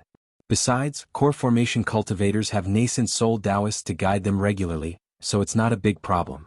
Junior martial brother Lingxi is an example. He doesn't have a master, and for many years he's been guided by his senior martial brothers and sisters in turn. Qin, she paused and smiled again. You advanced too fast. You haven't experienced the stages that many disciples have gone through, so you don't know. I see. Mo Chenga suddenly understood. That's right. Big sects have a perfect system, so they should have ways to deal with all kinds of situations. So if you want to pass on your knowledge, you can start to accept disciples. When we have time in closed-door meditation, we can give them some pointers. First, as elite disciples, they must have the ability to be independent. Second, the sect will consider everything and won't hold them back. Mo Chenga thought for a long time and finally made a decision. All right, in that case, let's also start accepting disciples. Once Mo Chenga made her decision, the whole Xinqing school became busy. Lord Taoist Shoujing and Lord Taoist Qingwei are going to accept disciples. This news spread to the 6 peaks in no time. Disciples from each peak who had connections but didn't started to take action. They inquired about the news, asked for favors, and even directly came to the sect. Fortunately, Zhaiguzi and Xiaozui were really capable, so they didn't need to worry about these things. Martial nephew Zhan. A white-haired, sage-like old cultivator called out to the youngster in front of him with a cordial smile. Zhaiguzi turned around. When he saw the cultivator, he immediately came to greet him. Isn't this martial uncle Yenemo? A distinguished guest has come to visit. No wonder the magpies kept chirping today. Martial uncle, Zhaiguzi sends his greetings to you. The old cultivator waved his hand. Martial nephew Zhan is too polite. I'm not a distinguished guest. Of course you're a distinguished guest, martial uncle Yenemo. The two of them flattered each other for a while before Master Taoist Yenemo slowly got to the point. I heard martial uncle Shoujing and martial uncle Qingwei want to accept disciples. Does martial nephew Zhan have any unique information? As he spoke, he took something out of his sleeve and stuffed it into Zhaiguzi's hand. Zhaiguzi understood tacitly and took it. He said with a smile, Zhaiguzi only takes care of the 2 Grandmasters' caves, so how could I have any unique information? However, he lowered his voice and said mysteriously, martial nephew and Grandmaster Qingwei are old friends, so I know a little about her temperament and preferences. Master Taoist Yenemo also came closer and handed him another package. I'll have to trouble martial nephew Zhan. Zhaiguzi thought for a moment, then said, Grandmaster Qingwei is the most low-key and amiable person, so she doesn't like arrogant disciples. When it comes to accepting disciples, first, the disciple must have a good temperament and mustn't be too arrogant. Second, the disciple must be independent and mustn't rely too much on the elders. Third, it's best if the disciple understands formations. He looked at Master Taoist Yenemo and smiled. As for the others, they must have good aptitude and a good temperament. I don't need to say more, right? Master Taoist Yenemo understood. Oh, of course, Zhaiguzi said, it's best if the disciple is young. After all, the 2 Grandmasters are only 200 or 300 years old, aren't they? Master Taoist Yenemo understood what he meant. He said, of course it's not me. I'm already so old, yet I still want to worship the 2 martial uncles as my masters. Zhaiguzi chuckled. Martial uncle is thinking for the sake of the younger generation. It's human nature, human nature. Then martial uncle Shoujing, Zhaiguzi said, Grandmaster Shoujing's temperament is similar to Grandmaster Qingwei's. Besides, if Grandmaster Qingwei is satisfied, why would Grandmaster Shoujing say no? Zhaiguzi winked at him. Master Taoist Yenemo acted as if he suddenly realized something. I understand. The two of them continued to flatter each other for a while before Master Taoist Yenemo left, feeling satisfied. Zhaiguzi stroked the Qingquan bag in his hand. He was extremely proud of himself. A core formation master is indeed generous. Big brother? Xiaozui, who was standing behind him, frowned. You casually accepted other people's things. What would you do if the 2 Grandmasters found out? Zhaiguzi waved his hand carelessly. Do you think the 2 Grandmasters won't know I'm accepting things? If I don't accept things, how can I get rid of these flies? The two grandmasters are well aware of this. As long as we properly carry out the task the grandmasters gave us and don't delay their business, they won't haggle over it. You found out again? Aya, don't worry. Xiaoguzi gave her a Qingquan bag. Besides, between the two of us, do we even need to distinguish who's who? Isn't what's mine yours? After taking the Qingquan bag, Xiaozue muttered with satisfaction, "You're right." Chapter 623. After bustling about for 2 months, the apprenticeship event finally came to an end. The two Lord Taoists accepted 3 disciples in total. One was Lord Taoist Shoujing's disciple, and the other 2 were Lord Taoist Qingwei's disciples. The 3 disciples were all in the foundation building realm. Each of them had a different temperament, but they were all resolute, quick-witted, and intelligent people. During the apprenticeship event, Xiaoguzi spread the news about what kind of disciples the 2 Lord Taoists liked and what requirements they had. This made it a lot less troublesome for them to choose disciples, so they didn't have to send a lot of messy candidates. Because of this, they specially rewarded the siblings with a top-grade magic tool each, which made them so happy that they could only see their teeth. The 2 of them made a lot of money from this apprenticeship event. When people from all walks of life came to inquire about the news, they felt embarrassed not to send them a few good things. All in all, it was a huge fortune for them. Moreover, with the 2 of them here, as long as they finished their business, the 2 grandmasters wouldn't care about what they did. It was much more comfortable than living with Guangzhou. It'd be great if it could always be like this. On a protruding rock on the surface of the extreme abyss pool, Xiaoguzi stretched his body, feeling extremely happy. Isn't that right? Senior Marshal Brother Guangzhou always told us to be diligent and cultivate. The 2 of us aren't cut out for that. Xiaozue carried a basket and walked to his side. The 2 of them took out a grill, bamboo skewers, firewood, and all kinds of seasonings from the basket. In the end, they took out several pieces of beast meat and started barbecuing. "So you're here." A voice rang out next to them. Yijinji rubbed his nose and walked over. "It smells so good. Share it with me." As he said that, he took a well-cooked piece of beast meat from the basket and stuffed it into his mouth. "Marshal Uncle Yi," Xiaoguzi said, "you're really friendly." Yijinji didn't care at all. He said with a smile, "It's just a few pieces of beast meat. Why are you so stingy?" Xiaozue stopped barbecuing. He tilted his head and stared at Yijinji for a long time before he suddenly said, "Marshal Uncle Yi, is something bothering you?" Yijinji swallowed the barbecued meat in 2 or 3 bites, then scooped some water from the pool to wash his hands. "How did you know?" "I know just by looking at you." Xiaoguzi bumped his arm. "If you're like this, I'll know." Yijinji rolled his eyes at him but didn't say anything. "Yes, Marshal Uncle Yi," Xiaozue said, "looking at you, no one else told you about this, right?" Yijinji rolled his eyes at her. After a while he said, "And Master wants me to enter seclusion to form my gold core." "In that case, I'll form my gold core," said Xiaoguzi casually as he ate the roasted meat. "That's right, core formation is a good thing." Yijinji paused for a moment, then said, "But I don't have much confidence." "You still don't have confidence?" Little Zue asked curiously. "Marshal Uncle, you're the disciple of the most outstanding nascent soul cultivator in Shenqing School." Yijinji showed a bitter smile. "It's precisely because I'm Auntie's and Master's disciple that my aptitude is ordinary. If it weren't for Auntie and Master's care and if it weren't for me being diligent, how could I be where I am today? Both of them are heaven-bestowed geniuses, but Master was right that day. At my age, Auntie has already entered closed-door meditation to form her nascent soul, and Master has also reached the peak stage of the core formation realm, but I haven't even crossed the barrier of the core formation realm." Once Yijinji finished speaking, his mood became gloomy. He understood the principle of accumulating experience and understood that his aptitude was ordinary, so he wanted to accumulate more experience before entering closed-door meditation to form his gold core. But now, his master wanted him to form his gold core earlier. He really didn't have enough confidence in himself. In the end, he heard Xiaoguzi say, "Marshal Uncle Yi, you're so strange. If you can be compared with them casually, would they still be heaven-bestowed geniuses? You're not even 200 years old yet, so you're even younger than us. Most elite disciples form their gold core at around 200 years old, right? Some can't even form their gold core their whole lives." "But..." Yijinji was speechless for a long time. "I'm Auntie and Master's disciple. If you're their disciple, do you have to be the same as them?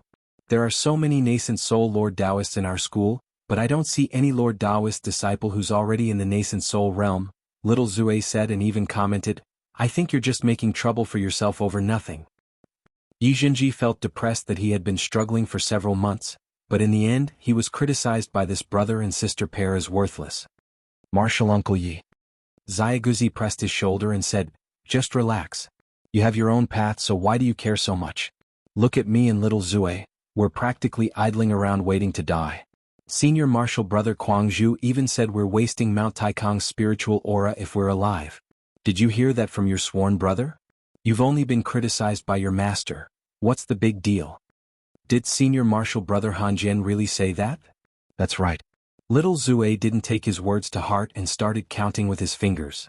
Every month he teaches us a lesson, every 10 days he urges us to cultivate, and every day he sends someone to monitor our cultivation. Look, is this how humans live their lives? Then the two of you? Yi Jinji felt extremely strange. Then why were they still so carefree? We just don't like cultivating. Xiaoguzi said, everyone has their own aspirations. I think it's enough for us to cultivate to the foundation building realm and live for 300 to 400 years, watching the mountains and rivers every day. As for forming our gold cores, we don't have such aspirations and we don't have such good aptitudes. Little Zue added, in your opinion, shouldn't we go out and die? Their 4 eyes stared at him. Yi Jinji was at a loss. Then do you want to form your gold core? Xiaoguzi asked. Yi Jinji nodded without hesitation. Of course. Then it's settled. Little Zue shrugged. If you want to form your gold core, form your gold core. If you fail, form it again. In any case, you have a good master and aunt, so it's already much easier for you than for other people. Why do you have to think about those useless things? Upon hearing this, Yi Jinji felt enlightened. That's right. If I fail, I can try again. He stood up abruptly, then disappeared like a wisp of smoke. I'm going to cultivate. Upon seeing his figure disappearing, Xiaoguzi and little Zue giggled and high-fived each other. He's finally gone. There's one less person to share meat with. Jinji's in closed-door meditation, Qinshi said. Emo Tiange frowned slightly. He entered closed-door meditation in such a hurry. Will there be a problem? It's fine, Qinshi said. Let him try. If he fails, he'll know what his flaws are. That's the only way. What about Linbua? Qinshi asked. Linbua told me that he'll also enter closed-door meditation after dealing with the last bit of business. Qinshi nodded slightly. That's good. Feifei will be back soon, right? And he'll be back in a few days. Emo Chinga paused and said, Xiaohua and Xiaofan are already in the 7th rank.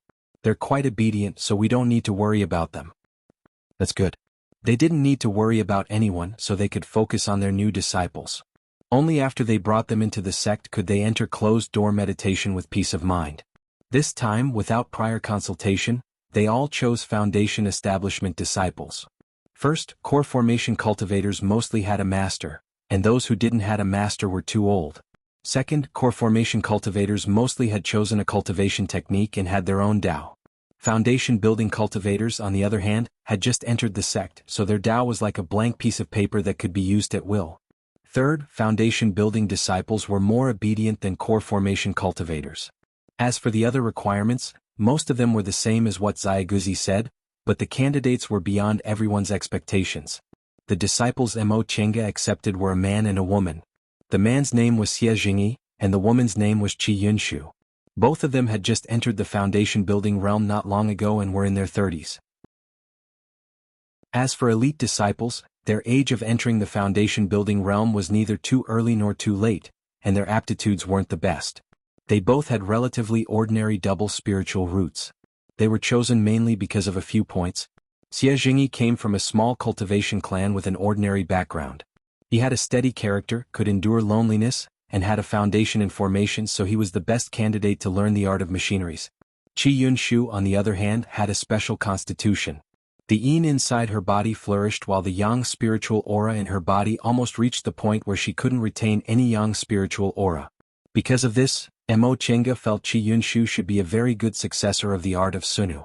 Moreover, Qi Yunshu was a man of few words, so Mo Chenga, who liked peace and quiet, was very satisfied. As for Qin Shi, he originally didn't want to accept disciples. After all, Yi Jinji was his disciple. However, during the selection process he met a good candidate, so he accepted him. That person's name was Sang Yushu. He was a bit older, almost 100 years old, but his cultivation level had been stuck in the early stage of the foundation building realm. His spiritual roots were also ordinary. He didn't even have double spiritual roots, but rather 3 spiritual roots. Logically speaking, with such conditions he couldn't even be considered an elite disciple. Core formation cultivators wouldn't want to accept him as a disciple, but Qin Shi took a fancy to him. The reason was the same as Qi Yunshu's. Sang Yushu's constitution was extremely young, so he couldn't retain Yin aura. Because of this, his cultivation progress was extremely slow. It was said that when he registered to participate in the selection, many cultivators in the same batch laughed at him for overestimating his own capabilities. Unexpectedly, he defeated a group of cultivators with superior aptitudes and noble backgrounds and became Lord Daoist Shou Jing's second disciple. Those cultivators who laughed at him regretted it so much that their intestines turned green. They thought, since even Sang Yushu was chosen, I presumably have a better chance. How could I miss this opportunity?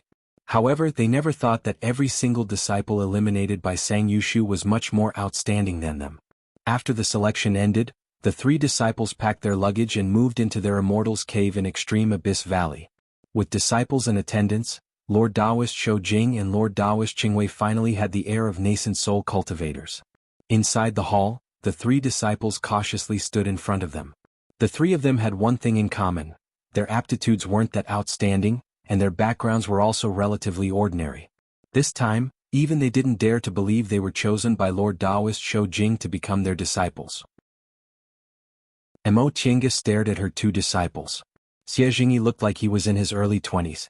His posture was tall and straight, his eyes were clear, and his outward appearance was excellent. It could be said that he had the standard appearance of a disciple from a prestigious cultivation group.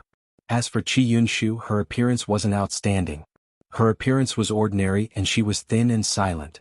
Compared to Shisu, she was much worse. However, her temperament was calm. In front of 2 Lord Daoists, she wasn't the slightest bit timid and had a unique charm. Are you all ready? She asked. Yes, Grandmaster. Xie Jingyi cupped his hands. The apprenticeship ceremony hadn't been held yet, so right now, he could only call her Grandmaster. Qi Yunshu also nodded. Yes. Sang Yushu remained silent and only lowered his head. The one asking the question wasn't his master, so he didn't need to answer. Then go and rest first. Tomorrow is the apprenticeship ceremony. In the future you'll be my official disciples. The 2 of them answered in unison, yes, disciple obeys. Xie Jingyi and Qi Yunshu withdrew, but Sang Yushu still stood there silently. Qin Shi looked at him and asked, Are you wondering why I picked you? Sang Yushu hesitated for a moment then nodded. Yes, disciple's aptitude is ordinary. In Grandmaster's opinion, I can even be considered poor. I'm not outstanding in any other aspect. Why did Grandmaster pick me? Qin Shi smiled and said, I picked you because first, you're suitable to cultivate my cultivation technique. Second, your mentality is very stable and you're very upright. Even though you're almost 100 years old and are still stuck in the foundation building realm, you're still calm and don't belittle yourself. On the path of the great Tao, although aptitude is important, mentality is even more important. Seeing Sang Yushu's expression of sudden realization, Qin Shi said, However, your aptitude is much worse than the elite disciples and you're far behind them. If you don't work hard, you won't be able to reach the end. Yes. Sang Yushu's expression turned serious. Disciple will definitely be strict with myself and won't slack off. Qin Shi smiled. Whether you're qualified to be my advanced inner disciple or even my direct disciple is still unknown. Work hard and prove yourself with facts. Chapter 624. The next day the apprenticeship ceremony was very simple. They didn't even go to Clear Spring Peak's Tranquil Heart Hall. Instead, they just stayed in the Immortals' Cave, pouring tea, paying respect to their master, and listening to their master's teachings. The 3 of them were only inner disciples, so they didn't have the qualifications to hold a Grand Master Apprenticeship ceremony. Mo Qianga's own Master Apprenticeship ceremony was also very simple. She didn't even have a title. One day Lord Daoist Jinghe called her over, offered her a cup of tea and that was it. As for Qin Shi, there was no need to mention him at all. In addition, Shui Linbo was also called over to offer tea to him. She had been in charge of the cave residence for all these years and had been conscientious. Now that there was a new disciple entering the sect, she, as the first one to enter the sect, could no longer be a registered disciple. After the ceremony, the 3 disciples chose their own cultivation rooms. Qi Yunshu and Xie Jingyi chose a house near them, while Sang Yushu chose the wooden house beside the extreme abyss pool. The following days were dull and dull. It was nothing more than cultivation and teaching disciples. A few days later, Feifei returned. The first thing he said upon entering the extreme abyss valley was, "Why are there so many people?" Zai Guzi greeted him. "Are you Martial Uncle Feifei?" Feifei nodded and looked at him in confusion. Zai Guzi said, "We're deacons who take care of the two Grandmaster's caves. This is my younger sister Xiaozue." He then pointed at Sang Yushu next to him. "This is Grandmaster Shou Jing's newly accepted disciple. Grandmaster Qingwei accepted 4 disciples and is currently teaching them." "Oh." Feifei flicked his sleeves. "He's actually accepting a disciple. How troublesome." As he spoke, he entered the cave. Not long after he entered the cave, he saw a beautiful woman in her mid-20s sitting leisurely in the hall, making tea. "Who are you?" Feifei looked her up and down. "You look familiar." The woman glanced at him. "You don't recognize me?" Feifei carefully sensed it and was shocked. "You're Xiaofeng?" Xiaofeng smiled and pointed at the table opposite her. "Do you want some tea?" Making tea was Feifei's specialty, so she didn't refuse. She sat down and drank a cup. "Not bad, but it's not as good as mine." Xiaofeng glanced at the tea set. "Then you do it?" When Emo Chenga came out, the two of them were making tea and drinking tea in harmony, which made her dumbfounded. "What's going on? Is it raining red?" Emo Chenga raised her head to look. Unfortunately, she couldn't see the sky inside the cave. These two fellows had very strong personalities. How could they get along so well? Feifei rolled her eyes at her and said, "Could it be that you want us to fight as soon as we meet and tear down the cave?" Emo Chenga said, "You don't want to fight because you can't win, right?" Feifei was easily defeated. It had to admit that it, who had just reached the 7th level, could not defeat Little Phoenix, who had transformed and had a pure bloodline. Xiaofeng smiled faintly and said, "There are almost no divine beasts left in this world. It's rare to find one of our kind, so why the need to fight and kill?" Since they could think that way, Emo Chenga couldn't wait to see them fight like Hua Feifei did when they first met. If that happened, would they still be able to live in the future? However, calling Feifei back was not to let him drink tea. Emo Chenga casually pulled him into the virtual sky world. "Enough with the idle talk. Enter closed-door meditation."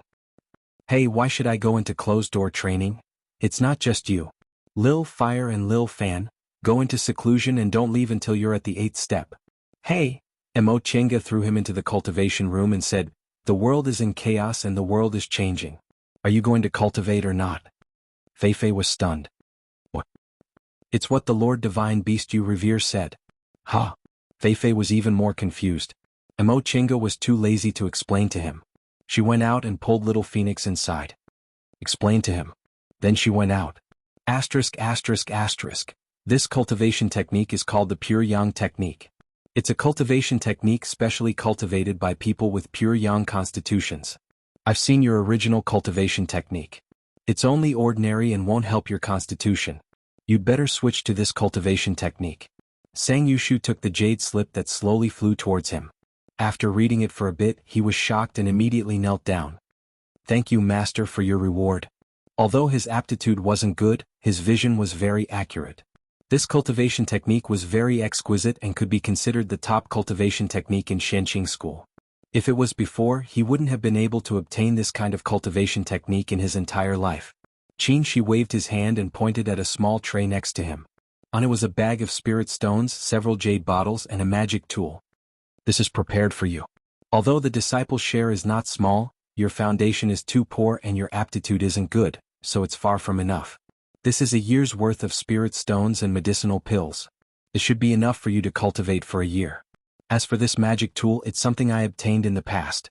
It can be used to attack and defend and has endless wonderful uses. Study it carefully." "Yes, disciple obeys." Sang Yushu respectfully kowtowed. Qin Shi nodded slightly. "Remember the cultivation technique in your heart. If there's anything you don't understand, you can ask me again." "Yes, disciple will take his leave." Sang Yushu kowtowed and left. Qin Shi only accepted him as a disciple, so it was the simplest. Emo Chenga, on the other hand, was much busier. In the morning, she explained formations to Yi Wen and Shi Su. In the afternoon, she taught Xie Jingyi the art of engineering.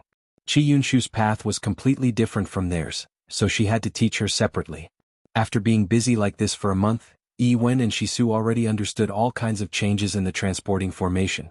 Mo Qianga gave them the Xuanji formation book and told them to study it on their own while preparing for the transporting formation. Lord Taoist Jinyang was very happy to learn that they could build a transporting formation. With the transporting formation, Shenqing School could attack and defend at will, and the possibility of preserving the sect would greatly increase. As for Xie Jingyi, he was a very serious and rigorous person. He almost had no hobbies and was also willing to endure boring tasks. When it came to learning the art of engineering, he was so focused that even Mo Qianga felt she was inferior to him. After spending several months teaching him the tricks of the art of engineering and leaving him a large amount of spirit stones to buy materials and a batch of crystal soul jades to experiment with, Mo Qianga finally let him study by himself. Of course, she didn't let him put aside his cultivation. She gave him the qualification to enter the ancient records room and let him choose a suitable cultivation technique for himself. As for Qi Yunshu, Mo Qianga spent even more time and energy on her. The art of Sunu was a cultivation technique created especially for pure Yin female cultivators. Although Qi Yunshu's constitution was close to Yin, she wasn't pure Yin, so she needed to be guided step by step. Sang Yushu was also like this, but Qin Shi only had to take care of him, so it was much easier. Qi Yunshu was a taciturn but extremely decisive person. She realized her previous cultivation technique wasn't suitable for the art of Sunu, so she didn't hesitate to dissolve her previous techniques layer by layer and switch to practicing the art of Sunu. This made Mo Qianga very satisfied. The art of Sunu was a pure cultivation technique, so the person who practiced it also had to have a pure mind. In this way, a year passed. Qi Yunshu and Sang Yushu both entered the art of Sunu, so they could cultivate on their own. Their cultivation techniques were quite special. Before they entered closed-door meditation, Mo Qianga and Qin Shi warned them to ask Lord Taoist Jinghe if they couldn't get pointers from the Tao-seeking palace. As grandmasters, they should teach their grand disciples to the best of their abilities. The two of them were both surprised and delighted to be able to ask a great cultivator at the late nascent stage. After solving Qi Yunshu and Sang Yushu's problems and dealing with all the trivial matters, they officially entered the virtual sky world for closed-door meditation. Before that, Yi Jinji and Shui Linbo were all in closed-door meditation.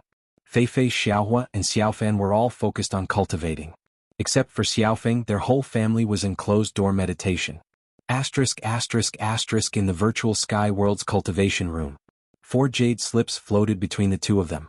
Mo Qianga said, "I've thought about it. The problem of the pure yang technique isn't difficult to solve.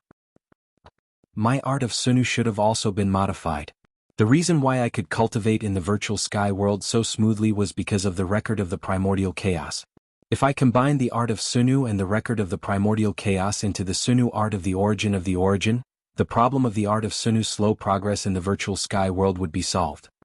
Qin Shi said thoughtfully, "So, I can combine the pure yang technique and the art of 3 primordial cycles into one?" Mo Qianga nodded.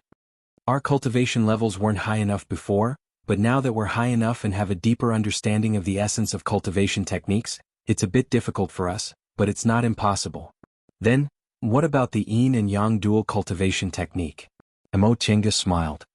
"I practice the Sunu art of the origin, and you practice the art of 3 primordial cycles, which is also 1 yin and 1 yang, so it's no different from the yin and yang dual cultivation technique." Qin Shi thought about it and understood. "So, we can also practice yin and yang dual cultivation by combining the Sunu art of the origin and the art of 3 primordial cycles with the art of 3 primordial cycles." "Exactly." Mo Qianga paused. "Of course, this is just my speculation. Whether it's feasible or not, we'll have to try it first." "Then let's try it." Qin Shi did as he said. He reached out and took the jade slips of the pure yang technique and the art of 3 primordial cycles. His mind was immersed in them and he began to study them step by step. In the Tiandao sect's branch in Kuanzhong City, an unknown secret discussion was taking place. Shenqing School has been making a lot of moves recently. What are they doing? Lu Dingyuan, who was sitting in the head seat, tapped the armrest lightly. He seemed to be talking to everyone but also seemed to be talking to himself. Even a small aura-refining cultivator could see Tiandao sect's declining trend. Shenqing School's unstoppable rise was obvious to all cultivators in the celestial pole. For Tiandao sect's nascent soul cultivators, the most hateful thing was that this was happening right in front of their eyes, yet they couldn't stop it. A murderous intent flashed across Taoist Ji's eyes. "If they want to stop without seeing any results, then we'll teach them a lesson." Lu Dingyuan cast a faint glance at him and said, How are you going to teach them a lesson? They're the same as us, 2 of them are in the late stage and 1 is in the middle stage. As a middle stage cultivator, isn't it natural for you to defeat several early stage cultivators? If we're talking about middle stage cultivators, are you sure you can defeat Qin Shoujing? Daoist Ji snorted. No matter how talented Qin Shoujing is, it's only been 100 years since he advanced to the nascent soul realm. The so-called middle stage nascent soul realm is only the result of Xinjiang Jinghe's forceful advancement. How powerful can he be? Junior martial brother Ji. Lu Dingyuan shouted heavily. Didn't you notice that Qin Shoujing was very different from before when he came back from Yunzhong this time? Daoist Ji was stunned. He narrowed his eyes and recalled the feeling he had when he saw Qin Shi this time. Lu Dingyuan said, his aura was vigorous and solid, not much weaker than yours when you were in the middle stage of Junyan. Moreover, he had a sacred, vast, and destructive aura that could easily immobilize ordinary nascent soul cultivators. You and I both have to admit that Qin Shoujing is no longer the junior he used to be. Daoist Ji was speechless. Lu Dingyuan went on to say, no matter what Shenqing School is doing from the reports of our spies, there's no doubt that Shenqing School is working hard to improve its strength. They already have 8 nascent soul cultivators. Although Huayan is about to pass away, it won't be difficult for 1 or 2 nascent soul cultivators to appear in the next 200 or 300 years. If we're not careful and the number of nascent soul cultivators they have exceeds 2 digits, it'll be very difficult for us to rise again. Everyone was speechless. Junior martial brother speechless. Lu Dingyuan suddenly turned to Lord Daoist speechless and said, you and junior martial brother Ji should go back to the sect. Take charge of the sect and focus on cultivating disciples. Lord Daoist's speechless eyes flashed. What about here? Sighing, Lu Dingyuan suddenly felt like he had aged. Supporting such a huge sect was simply too exhausting. We can only put aside the power of the Immortal Alliance. Tiandao sect is our foundation. Chapter 625. The 4 nascent soul realm cultivators of the Biyun sect were also having a secret discussion. In addition to the Wan Feng immortal couple, the Biyun sect also had Feng Ning and Qing Lan, 2 early-stage nascent soul cultivators. There was no need to talk about Feng Ning. With the strongest nascent soul couple in the celestial pole as her parents, it was only natural for her to form her nascent soul. Qing Lan, on the other hand, fought her way out from the low-level cultivators of the Biyun sect. She has ordinary aptitude and is a little older than Feng Ning. She has advanced to the realm of nascent soul earlier than Feng Ning. She is the junior that Luan and Feng Ning rely on very much and they believe that she will be the next chief. Feng Ning's character is not good enough. If she wants to be the chief, she will offend everyone. Ding Wan said, Shenqing School will definitely make a big move and we can't stop it. After all, we're not Tiandao sect, so we don't need to fight for the title of the number 1 sect. What we need to think about is how we should deal with Shenqing School next. Are you close or distant? Qing Lan thought for a while and said, I think it's better to get closer to him. Qing Lan said slowly, our school spies reported that Shenqing School obtained a group of Fei in the Eastern Sea. These beasts are extremely good at finding treasures. Right now, groups of Shenqing School disciples are leaving the school with Fei and wandering around everywhere. They're definitely looking for resources to improve their strength. As for the nascent soul Lord Taoists in Shenqing School, needless to say, the 3 youngest ones are the most talented cultivators in recent years. It's very likely that they'll advance to the middle stage or even the late stage. With resources and manpower, Shenqing School's rise will be unstoppable. There's no harm in getting closer to them. Ding Wan and Feng Xiao could not help but nod. Shenqing School had always been upright and peaceful. It had strict school rules and had a good relationship with other cultivation groups. The nascent soul Lord Taoists of Shenqing School were also very good friends with the husband and wife. Similar secret discussions took place in various large sections. They could all see that the Shenqing School would rise strongly, but they all underestimated the extent of this strength. In the next few decades, Shenqing School's rising momentum could be said to be world-shaking. First of all, the number of core formation cultivators in Shenqing School increased explosively. Every few years someone would form his or her gold core. In just a few decades, the number of core formation cultivators in Shenqing School had climbed to 50. This might not be strange in Yunzhong, but in the celestial pole, it was unprecedented. When the number of core formation cultivators rose to a certain level, nascent soul cultivators would appear. This was a well-known principle in the cultivation world. Right now, they already understood that the number of nascent soul cultivators in Shenqing school definitely wouldn't stop at 8. This kind of rising momentum scared many cultivation groups, especially Tiandao sect. However, no matter what they did, they couldn't stop Shenqing school from growing stronger. In the third year of their closed-door meditation, Mo Tiange and Qin Shi completely fused the 4 cultivation techniques together and created a new cultivation technique. This cultivation technique focused on dual cultivation and was completely in line with their own characteristics, allowing them to achieve twice the result with half the effort. They still called this cultivation technique the yin-yang dual cultivation technique, but the inside was completely different. After creating the cultivation technique, the two of them temporarily came out of seclusion to guide their disciples. Yi Wen and Shisu's attainments in array formations became more and more profound. They had already grasped the basics of the Xuanji array book. Of the two of them, one was experienced and knew how to be flexible, while the other was stubborn, but they reached the same goal by different means, and each had their own advantages in using the Xuanji formation book. Xie Jingyi, on the other hand, had the least to worry about. He had a very tenacious spirit, so he could disregard all distractions and focus on his own matters. In the past 3 years, he had thoroughly grasped the art of engineering in this realm. His foundation was even more solid than Mo Tiange's. After discovering this, Mo Tiange asked him to focus his energy on cultivating. Although he could also build core formation mechanisms without advancing to the core formation realm, the difficulty of doing so would be 10 times harder than advancing to the core formation realm on his own. As for nascent soul mechanisms, he had no way of doing so. Only when he advanced to the core formation realm could his understanding of spiritual aura reach a new realm. Mo Tiange hoped that even if Xie Jingyi couldn't form his nascent soul, he could at least advance to the core formation realm. Only then could he create nascent soul realm mechanical puppets and truly pass on the art of engineering. Fortunately, Xie Jingyi was very obedient. He immediately picked up the cultivation he had abandoned and began to cultivate without eating or sleeping. Mo Tiange discovered one of his shortcomings: he could only focus on one thing at a time. However, this wasn't a big problem. When Xie Jingyi advanced to the core formation realm, he could focus on the art of engineering. Then there were Qi Yunshu and Sang Yushu.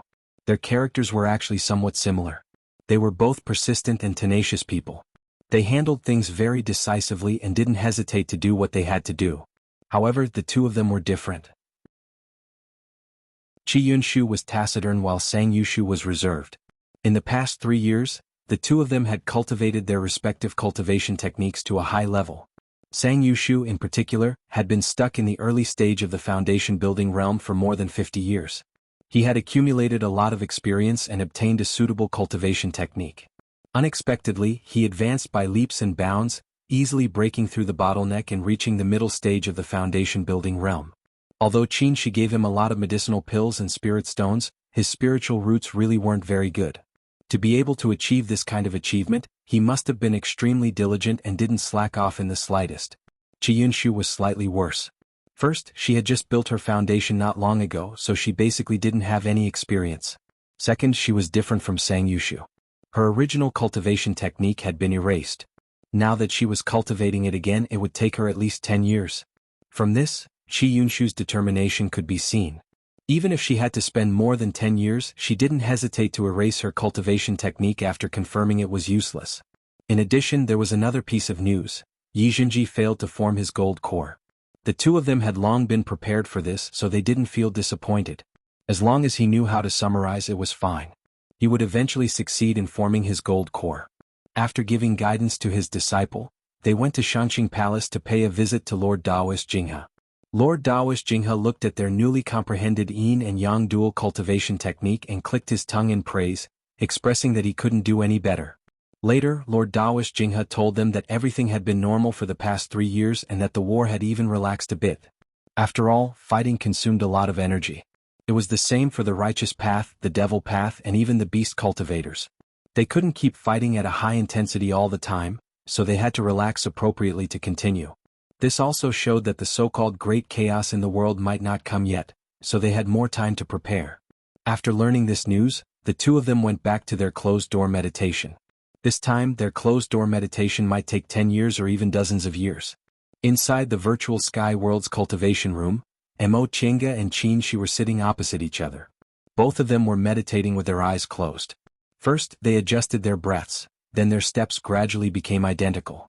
In the end, the two of them breathed in and out together, rising and falling together as if they were one. As they breathed, pure yang spiritual aura and yin spiritual aura slowly spread out from their bodies until they condensed into one.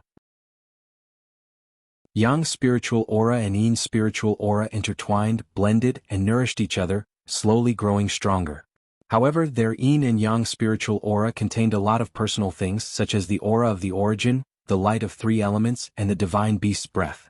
Qin Shi's vermilion bird's breath had already merged with the spiritual aura in his body. His yang spiritual aura contained the vermilion bird's breath. Mo Chinga's azure dragon's breath was more obscure, but under the guidance of the vermilion bird's breath, it also spread out. The moment the vermilion bird's breath and the azure dragon's breath touched, something suddenly shone brightly, illuminating the whole virtual sky world and alarming the three spiritual beasts inside. The divine beast's breath. Fei, who inherited the white tiger's breath, was the keenest.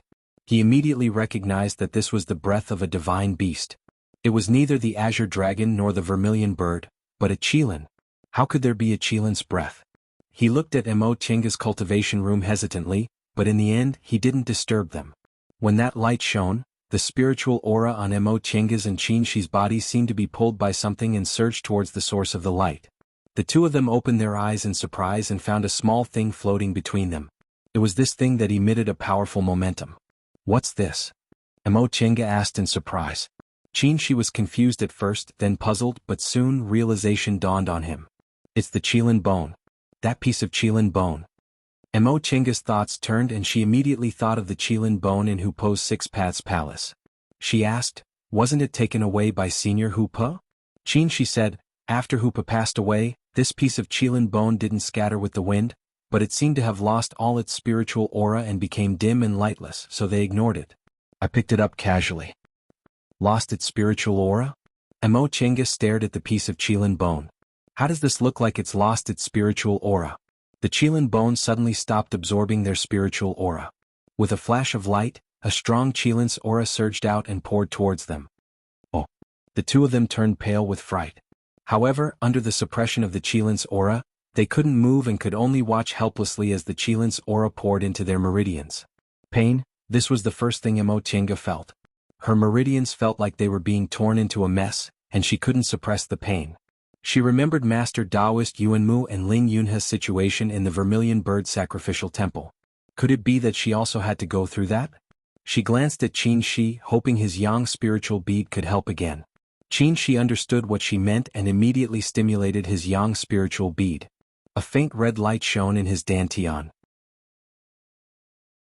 The qilin's aura paused for a moment, then rushed towards the yang spiritual bead. During this process, Qin Shi was also in unbearable pain. However, his meridians had experienced the vermilion bird's aura, so it wasn't particularly unbearable. This process lasted for half a day. Most of the qilin's aura rushed towards the yang spiritual bead, while a small part was still poured into Mo Chinga. However, with the yang spiritual bead sharing the burden, she wasn't in too much pain. "Why did it just focus on me?" Mo Chinga said while clenching her teeth. Qin Shi revealed a smile amidst the pain. "Because I don't have an earth-type spiritual root." Mo Chinga was stunned, but she immediately understood. She had the spiritual root of the origin, so any kind of divine beast's aura could exist in her body. Qin Shi didn't have an earth-type spiritual root, so the earth-type qilin ignored him. Just as she slowly couldn't bear it anymore, the qilin's aura gradually weakened, and the qilin bone's light also gradually dimmed until it lost all its luster and fell down. The two of them finally regained their freedom and gasped for breath. Mo Chinga wanted to say something, but her meridians that were almost torn just now were in great pain. Not only did she choke on her words, but she also choked on her tears. Qin Shi didn't absorb the qilin's aura, so he didn't suffer as much as she did. He hastily reached out to support her. "What's going on? Could it be that Amber's divine beast's aura is all in this qilin bone?" Qin Shi also didn't know, but it seemed to be the case. Mo Chinga really couldn't sit still anymore. She lay down and said, "This won't do. My meridians hurt and my dantian is too swollen. I have to absorb this qilin's aura." Qin Shi felt a bit helpless, but when he thought about it he also felt it was funny. They'd racked their brains to create a new yin and yang dual cultivation technique, but they actually encountered this kind of thing the first time they practiced it. Who knew that the qilin bone that had lost its spiritual aura would actually absorb Amber's qilin's aura? It's okay. I'll help you. You can use my body to slowly absorb it. Qingxi helped her up. Continue cultivating. Send the excess Qilance aura to me and focus on absorbing a part of it. Mo Chenga endured the pain, nodded, and closed her eyes to cultivate. Chapter 626. This absorption actually took 10 years. This was something Mo Chenga didn't expect. She originally thought a few months like Qingxi was enough. After thinking about it carefully, she felt it was reasonable. Qingxi's cultivation technique was compatible with the vermilion bird's breath, so it was relatively easy for him to absorb it. As for her, she had never cultivated an earth attribute cultivation technique before. Although the spiritual roots of the origin and the art of the origin didn't reject it, it was difficult for her to fuse with it. Moreover, she absorbed more Qilan's breath than Qingxi's vermilion bird's breath. With the yang spiritual bead, when he found it difficult to absorb, the vermilion bird's breath would automatically be stored in the yang spiritual bead, but she didn't, so she could only rely on herself to refine it bit by bit. Boom. After absorbing it to the extreme, Mo Chenga only felt that all the meridians in her body were torn, and her dantian was in intense pain. In this pain, her meridians and dantian were forcibly widened, and the Qilan's breath spread inch by inch until her whole body was filled again. This painful feeling lasted for a very, very long time. 10 years later, the Qilan's breath was finally completely absorbed, and the two of them stopped cultivating. Qingxi also benefited a lot from helping her cultivate. During the fusion process, the Yin spiritual aura and the aura of the origin in her body nourished his meridians, making the spiritual aura all over his body even purer. After withdrawing his spiritual aura, Qingxi raised his head to look at Mo Chenga, but the next moment he was shocked. You broke through? After a long time, Mo Chenga finally calmed down. She looked at herself and felt her dantian, then said with great surprise, I'm in the middle stage of the nascent soul realm? This breakthrough was completely unexpected and unbelievably smooth. Even she didn't dare to believe it was true. Qingxi said with half envy and half joy, how did you make a realm breakthrough so easily? When I advanced to the middle stage, not only did I spend 50 years cultivating non-stop, but I also had to rely on the 10,000-year-old spiritual fruit you left, as well as senior martial brother Xinjiang and master's help to break through to the middle stage. But because of this, I had some sequelae and my cultivation level wasn't stable. He looked at her carefully for a while and said, your spiritual aura is very thick, but your realm isn't very stable yet. After a few more years of seclusion, you'll be able to stabilize at the middle stage. Mo Chenga finally felt real. She said happily, that's all thanks to that senior Hupa. Who would have thought that his Qilan's breath didn't disperse but remained in that Qilan bone? In addition, it's also thanks to you. If you hadn't picked it up in passing, I wouldn't have had a fated chance like I did. If I wanted to advance to the middle stage, it would have taken me at least several dozen years. Qingxi nodded with a smile. It could be said that Mo Chenga's realm breakthrough this time was a trick. But because of her cultivation technique and spiritual roots, and because she had him by her side to share the pain and nourish her body, she passed through this hurdle very smoothly. Compared to other people's realm breakthroughs, there wasn't much difference. Should I continue my seclusion? Qingxi didn't hesitate at all. It won't be too late to leave closed-door meditation after you stabilize your realm. The two of them began to cultivate again.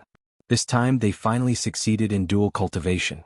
The yin-yang dual cultivation technique circulated between the two of them, nourishing and blending with each other. Time flew by. Another 5 years passed. Mo Chenga's realm finally stabilized, and Qingxi also made great progress. The two of them decided to leave closed-door meditation. 15 years had passed, but the cave was still the same as before. There wasn't a single person in the hall. Mo Chenga spread her divine sense and saw that all the disciples were cultivating. Xiaoguzi and Xiaozue seemed to be eating barbecue by the extreme abyss pool again. These 15 years were the most delightful for them.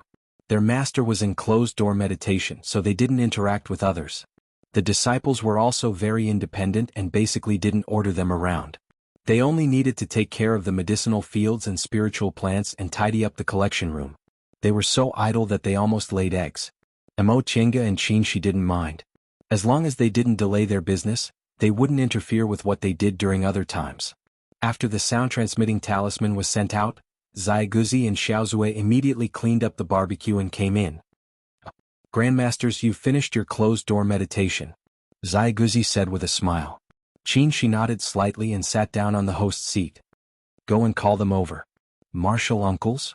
Xiaoguzi said, I'll go right away. Right after he said that, he and Xiaozue went to call them over. After learning that their master had finished his closed-door meditation, the 4 disciples who stayed in the cave all put aside their own business and came to pay their respects. Yiwen and Shisu weren't in the cave. After they received Mo Chenga's formation inheritance, they had been busy with the sect, building transporting formations and teaching formation masters. Now they were indispensable figures in the sect. After Sang Yushu broke through to the middle stage, she traveled for several years and gained a lot. When she came back, she stayed in the wooden house in the extreme abyss pool, watching the waterfall every day and thinking about her Tao. Xie Jingyi and Qi Yunshu had been cultivating. Their foundations were weak, so it was time for them to accumulate experience and not for them to travel. Shui Linbua, after several years of closed-door meditation, successfully cultivated to the peak stage of the foundation-building realm. Now she was settling her mood and preparing to go out to find an opportunity to form her gold core. As for Yi Jinji, they finally heard good news.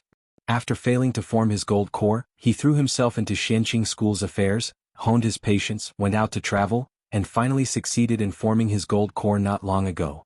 However, after stabilizing his realm, he left the school and went to Demonic Mountain. Mo Chenga was very pleased. Whether or not he could form his nascent soul in the future, Jinji finally embarked on his own Tao. Her promise to second uncle could be considered fulfilled. After Jinji formed his gold core, it would be his responsibility to train the descendants of the Yi family and support the Yi family. When the 4 disciples gathered, Shui Linbo was the first to notice something was wrong. She looked at Mo Chenga for a while and said in surprise, Auntie, you made a realm breakthrough? Foundation-building cultivators couldn't clearly feel the realm of nascent soul cultivators and could only judge by their spiritual aura. Shui Linbo had been with her for a long time, so she was the first to notice it. Mo Chenga nodded with a smile. I was lucky to break through to the middle stage. The 4 disciples were so surprised that they couldn't speak. They all knew Mo Chenga's age. This year, she was only 208 years old, right? It was said that the youngest person to form their nascent soul in the celestial pole was 206 years old, but she actually reached the middle stage of the nascent soul realm at 208 years old. After the initial shock, the 4 disciples knelt down and said, Congratulations to Master's wife Auntie, for advancing to the middle stage of the nascent soul realm. Mo Chenga nodded slightly. I've received your kind intentions. Get up. The 4 disciples stood up and waited respectfully at the side. They knew that it was time to check their cultivation progress. The 2 of them asked them one by one and were very satisfied with their cultivation progress. Then they gave them pointers and answered their cultivation problems one by one. After receiving their pointers, Sang Yushu and Qi Yunshu were suddenly enlightened in many areas. Even with Lord Daoist Jinghe's pointers, he hadn't practiced these 2 cultivation techniques, so some things could only be understood by those who had experienced it themselves. After asking about their current situation and giving pointers on their cultivation, the 2 of them dismissed the disciples and prepared to go out to meet their master. All these years, Lord Daoist Jinghe had stayed in the sect and hadn't taken a step out of Mount Taikong for more than 10 years. Because there was a great cultivator in the late stage of the nascent soul realm who personally trained the disciples, the new disciples of Xianqing School were very outstanding in the past 10 years. A few years ago, because of Mo Chenga's batch of materials, many cultivators with rich accumulation had an opportunity. For a time, there were disciples advancing to the core formation realm every year. In the next few years, the momentum of core formation slowed down, but on average it was still very gratifying. As for those Feifei, their situation was also very good.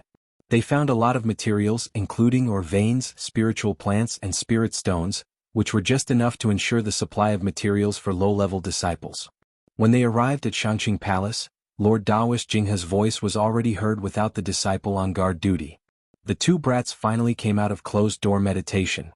The 2 of them entered Shangqing Palace and saluted their master. Oh! Lord Daoist Jinghe looked around with rapt attention and suddenly found something was wrong. His gaze fixed on Mo Chenga and he stared at her with great astonishment. You're in the middle stage? Mo Chenga smiled and saluted him. I have to thank Master for your teaching. Bullshit. Lord Daoist Jinghe jumped down from the dragon chair. When did I teach you? You're provoking me. Mo Chenga thought in her heart. Master, don't you understand? Middle stage? This year. What's 200 this year? 208, Qin reminded him. Oh, 208. Lord Daoist Jinghe paced around angrily. 208, 208 ah. I'm actually in the middle stage of the nascent soul realm. Think about me, your master. Although my aptitude is outstanding and I'm smarter than most people in the celestial pole, I didn't form my nascent soul until I was 400 years old because of bad luck. I advanced to the middle stage when I was almost 600 years old. What? Why? Facing Lord Daoist Jinghe, who was in a rage, the two of them retreated several steps. Qin, she said cautiously, Master, Chengge is your disciple. Shouldn't you be very happy that she's in the middle stage? Happy. I'm very happy. Lord Daoist Jinghe waved his hand with a dark expression. I'll inform old man Jinyang to hold your nascent soul ceremony. Ha! Mo Chengge was puzzled. Master, I didn't hold it when I was forming my nascent soul. Why do I have to hold it now? Lord Daoist Jinghe said, I should have held it for you long ago, but I didn't have time. You've been in closed-door meditation for more than 10 years. Now that you've advanced to the middle stage, it's a good time to hold it again. He chuckled, his gaze fierce and his smile ferocious. Lu Dingyuan and old man Song Feng, you must be scared to death now, right? Even I, your master, am scared. After a long time, Lord Daoist Jinghe, who was in a rage, finally calmed down. He heaved a sigh of relief and sat down on the dragon throne. He said, Tell me, how did you reach the middle stage? Logically speaking, you should have needed at least several decades to accumulate your strength. Also, how's your dual cultivation going? Mo Chengge then told him everything about her closed-door meditation in the past dozen years, from her first dual cultivation technique to the Qilin bone, to the reverse control of Qilin's breath, to the absorption of Qilin's breath, to breaking through to the middle stage in one fell swoop, and then spending 5 years to stabilize her realm. As Lord Daoist Jinghe listened, his eyes widened again. 5 years? Doesn't that mean you'll be in the middle stage when you're 203 years old? Mo Chengge glanced at him then answered in a low-key manner, Yes. Ah. Lord Daoist Jinghe once again went berserk. After he was done, he smiled again, patted her shoulder and said, Good disciple, you really made master proud. Mo Chengge was a bit suspicious that her master had gone insane because of her stimulation. Chapter 627. When Lord Daoist Jinyang in Kuanzhong City received the news, he immediately replied. The nascent soul ceremony must be held, and it had to be grand and glorious. Based on the current situation, Xianqing School had already become the indisputable #1 cultivation group in the celestial pole, so it was time for them to declare their strength. As long as Mo Chengge's nascent soul ceremony was held, the celestial pole would be shaken. From then on, the celestial pole would belong to Xianqing School. Less than half a month later, Xianqing School once again sent news that Lord Daoist Huayan had advanced to the middle stage of the nascent soul realm. Lord Daoist Jinyang was overjoyed. With a wave of his writing brush, Mo Chengge's nascent soul ceremony became Qingwei's nascent soul ceremony and Huayan's middle stage celebration. Although the invitations hadn't been sent out yet, this matter quickly spread throughout the celestial pole.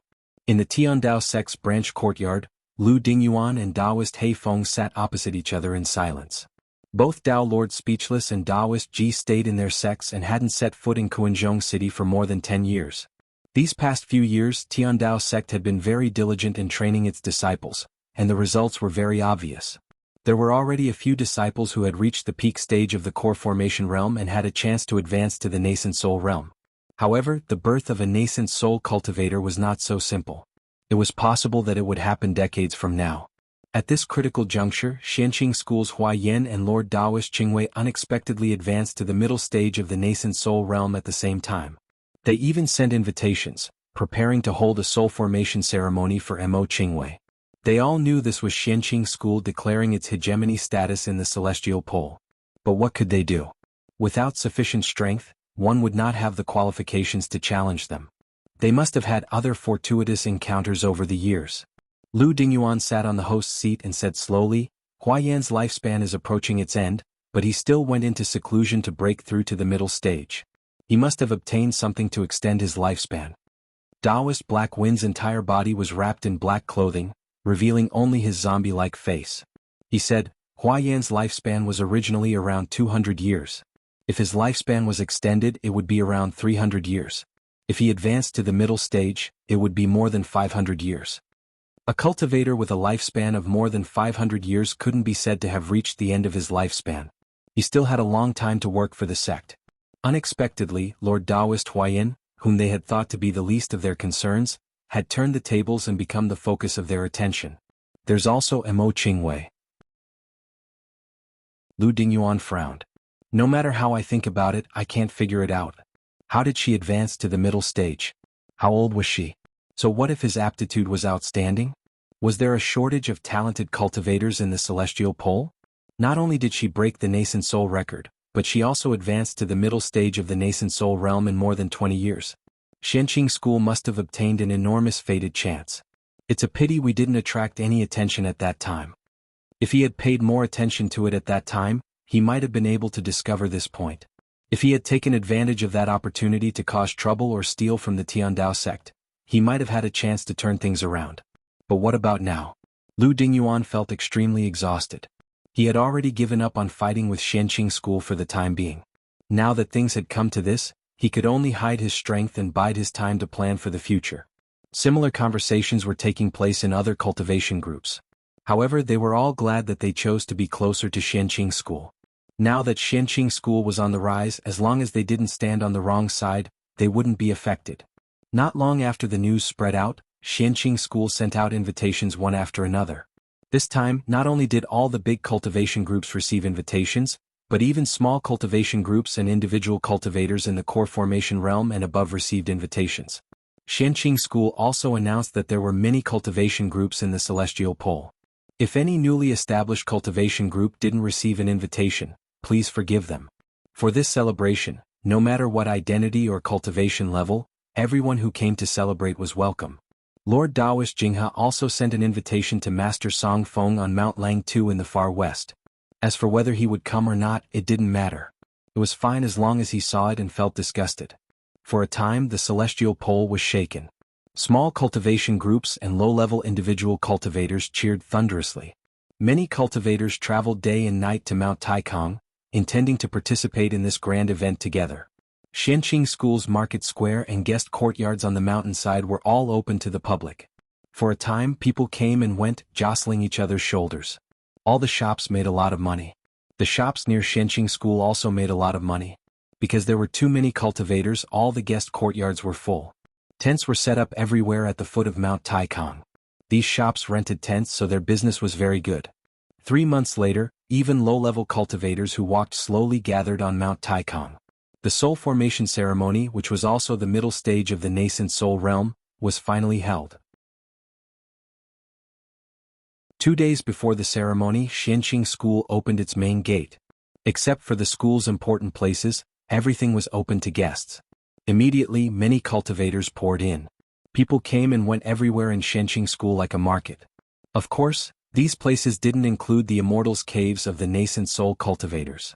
Extreme Abyss Valley was still quiet, but from time to time, people climbed to the peak to see the scenery of the nascent soul cultivators' Immortals' Caves. The layout of Extreme Abyss Valley and the mechanical eagles made them exclaim in admiration, and they were even more in awe of the nascent soul cultivators. On the day of the soul formation ceremony, the huge square on the main peak of Xianqing School was densely packed with cultivators. For those who couldn't stand, several nascent soul Lord Taoists worked together to cast a mysterious technique and set up floating cloud platforms in the middle of the square. This greatly broadened the horizons of many low-level cultivators. This kind of mysterious technique couldn't be cast by non-nascent soul cultivators, so they might only be able to see it once in their lives. When the time came, Luo Fengxue, wearing a crane cloak and a hibiscus crown, walked out in a dignified and calm manner and stood in front of the tens of thousands of cultivators. Fellow Taoists, today is the day of Lord Taoist Qingwei's soul formation ceremony and the celebration of Lord Taoist Huayin's advancement to the middle stage. Many of you have traveled thousands of miles to come here. I'm Bing Xn, the current sect head of Xianqing School. On behalf of all the disciples of Xianqing School, I would like to express my gratitude to all of you and welcome all of you. After she finished speaking, she bowed. Many cultivators in the square, regardless of their cultivation levels, returned her salute. Luo Fengxue stood up straight again. Her eyes were calm and without a trace of nervousness. Now, I announce the start of the soul formation ceremony. Lord Taoist Jinyang, the head Grand Supreme Elder, please preside over it. At this moment, all the nascent soul Lord Taoists stood in front of the great hall of the three pure ones. All of them wore tall crowns and feathered robes, looking sage-like and imposing. As soon as Luo Fengxue finished speaking, Lord Taoist Jinyang, who stood in the first place, walked out. Luo Fengxue stepped aside and he stepped forward. Fellow Taoists and disciples, I'm very honored to be standing here today. Before today, I never thought there would be a soul formation ceremony like this. My sect's disciple, Qingwei, formed her nascent soul when she was only 180 years old. Now, at the age of 208, she broke through the early stage and became a middle-stage nascent soul cultivator. I'm very excited to stand here. I hope my sect's disciples will follow Qingwei's example and persevere in pursuing the path of immortality. His impassioned speech made the blood of Xianqing School's disciples boil and made other cultivators revere Xianqing School's strength even more. Now, Qingwei, please come forward. Once Lord Taoist Jinyang finished speaking, everyone's eyes were focused on the end of the square not far away. A person stood under the gate. She wore a Taiji crown, a Taiji Taoist robe, a pair of 8 trigram shoes, and an immortal crane feather robe. She looked graceful and elegant, as beautiful as snow. Under the protection of Xianqing School's disciples on both sides, she slowly passed through the crowd and walked towards the great hall of the three pure ones. There was a sudden commotion in the crowd. Many people shouted, "Look, that's Lord Taoist Qingwei." Someone looked at her and couldn't help but say, "She's really young." Someone sneered at the person in front of him. Nascent soul cultivators must be young. How can you tell from their appearance? Look at Senior Ding Wan from Biyun sect and that Lord Taoist Miaoi. Aren't they both in their 20s? The person in front of him flew into a rage out of humiliation. If you can't tell, don't tell other people can't. Oh, then may I ask how you can tell? How can I tell? Why should I tell you? Asterisk asterisk asterisk. All the noise stopped when Mo Chenga walked into the great hall of the three pure ones. Lord Taoist Jinyang looked at her with a smile and led her into the hall. She knelt and kowtowed to the patriarch, saying, "My sect's disciple, Qingwei, formed her nascent soul at the age of 180 and broke through to the middle stage at the age of 208. Mo Chenga respectfully kowtowed to the patriarch's statue, kneeling 3 times and kowtowing 9 times. She didn't relax even for a moment. After kneeling, she stood up and bowed deeply to Lord Taoist Jinyang. Disciple Qingwei formed her nascent soul and advanced to the middle stage. I'll never forget the sect's great kindness.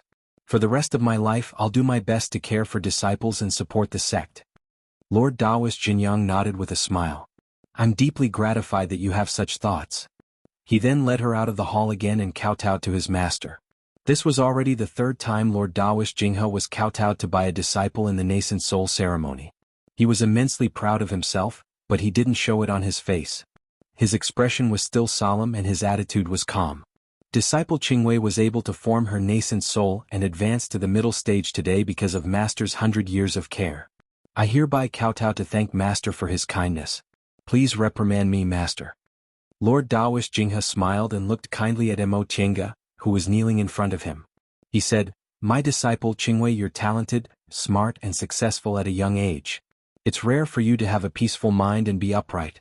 For more than 100 years, I've seen you diligently and tirelessly, and I'm very gratified. Now that you've set foot on the great Tao, I have nothing to reprimand you. I only have one sentence for you. If you can persevere, you'll have a chance to reach the great Tao." Mo Chenga kowtowed. "Thank you for your words, Master. Without Master, Qingwei wouldn't be where I am today. Qingwei will never forget Master's great kindness. Qingwei will certainly keep these words in mind and reflect on myself from time to time. I'll live up to Master's painstaking efforts."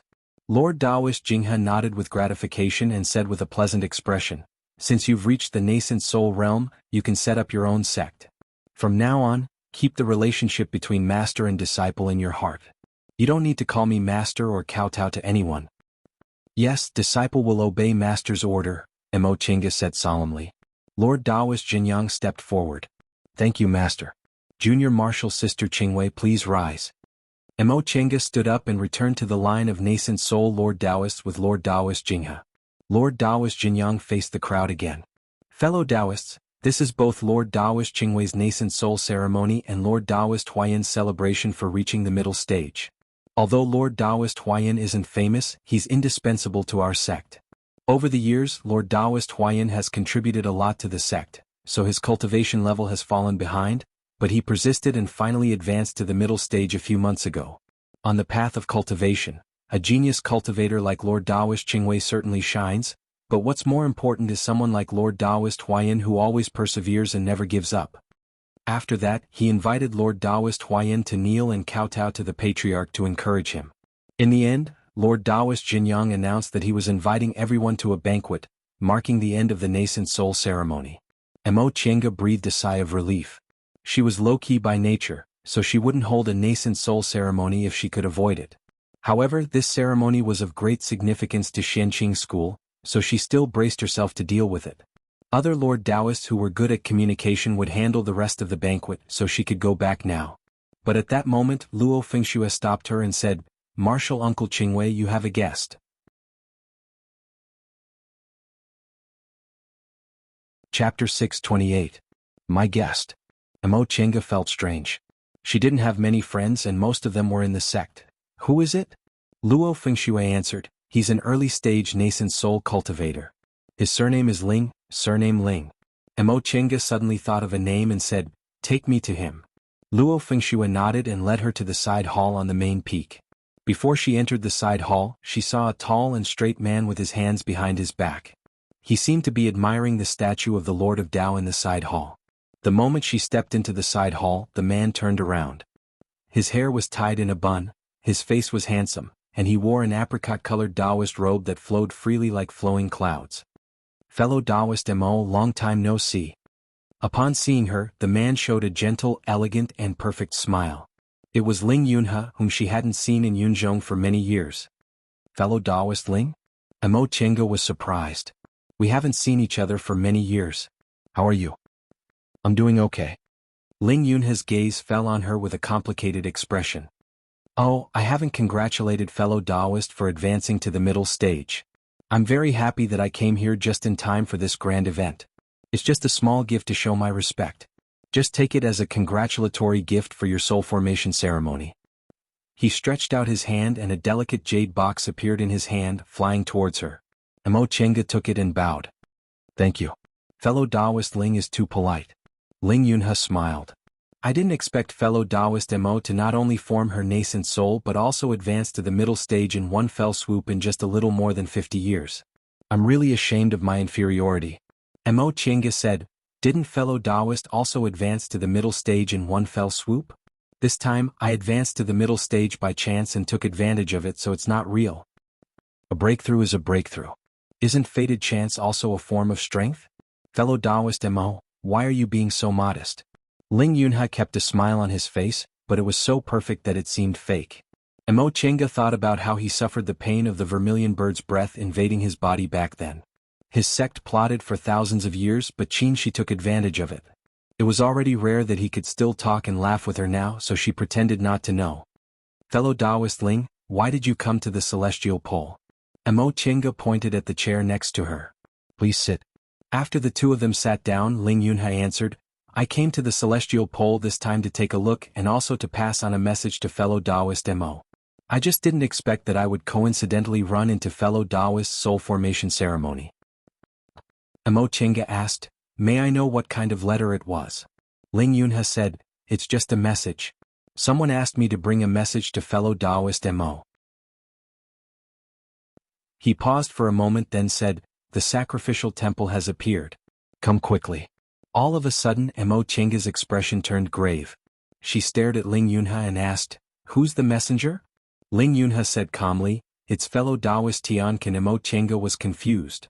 Fellow Taoist Tianqin, why didn't you come yourself? Are you being held up by something? Ling Yunhe nodded slowly. He is entangled by Moon Shadow Demon Lord and can't leave now. If I didn't happen to pass by, he wouldn't have asked me to bring the message. This explained the whole story. Nie Wushang, who went by the pseudonym Tianqin, only had a mediocre friendship with Ling Yunhe. Asking him to bring a message was a bit strange in itself, let alone a message. Mo Qianga nodded. Thank you, fellow Taoist Ling. May I know when you'll return to Yunzhong? I'll return soon, Ling Yunhe said. I'm just taking a look around. Earlier he said he came to the celestial pole to take a look and conveniently deliver a message, but now he said he was just taking a look around. Upon hearing that, Mo Qianga immediately knew he came to deliver a message to her. However, she had a grudge against Jiyan sect, so she couldn't say it out loud. Mo Chinga solemnly cupped her hands and saluted Ling Yunhe. Thank you, fellow Taoist Ling. If fellow Taoist doesn't mind, could you wait for a few days and let me accompany you? Ling Yunhe's gaze froze for a moment. He then looked at her playfully. Fellow Taoist Mo, we had that kind of conflict before, but you're still willing to believe me? Aren't you afraid I'll attack you on the way? Mo Chinga chuckled. Not to mention that I've always been conceited, the Ling Yunhe I know definitely isn't the kind of person who acts behind the scenes. She always remembered the Ling Yunhe who trusted his brothers and friends wholeheartedly in Carefree Valley. Ling Yunhe lowered his head in silence. A crack appeared on the perfect smile on his face. In the end he sighed and said, I hope I'll always be this Ling Yunhe. In the next moment he raised his head and put on the perfect mask again. Fellow Taoist Mo, where can I rest? Mo Chinga said happily, Thank you, fellow Taoist Ling, for being willing to wait for me. Ling Yunhe waved his hand. I was also invited by fellow Taoist Tian Can, so it's just convenient. Even so, thank you. Mo Chinga turned around and called the steward waiting outside, asking him to make arrangements for her. The steward said, The sect head has already given the order. Honored guest, please follow me. Ling Yunhe stood up and cupped his hands towards Mo Chinga. Without saying anything else, he followed the steward and left. Mo Chinga stood in the same place for a while, then went out, wanting to return to Clear Spring Peak. Unexpectedly, when she arrived at the Three Pure Palace, she saw Qin Shi waiting there. She quickly went to greet him. Why didn't you go back? Qin Shi smiled. Instead of answering, he asked, The person who came was Ling Yunhe? Mo Chinga nodded. I was about to discuss this matter with you. Let's go back first. Qin Shi didn't say anything. The two of them left the main peak together and returned to their Immortal's Cave on Clear Spring Peak. As they flew, Ling Yunhe, who was following behind the steward, raised his head and looked at the two figures in the clouds. He then heaved a long sigh. When they returned to Submerged Abyss Valley, none of the disciples were there. Even Xiaoguzi and Xiaozue went to the main peak to help. Only Xiaofeng stayed behind to guard the entrance. The two of them simply didn't enter the Immortal's Cave. Instead, they randomly chose a rock floating on the water and sat down, leaning against the mountain and watching the water. Ling Yunhe came to deliver a message. Mo Chinga told him about her meeting with Ling Yunhe.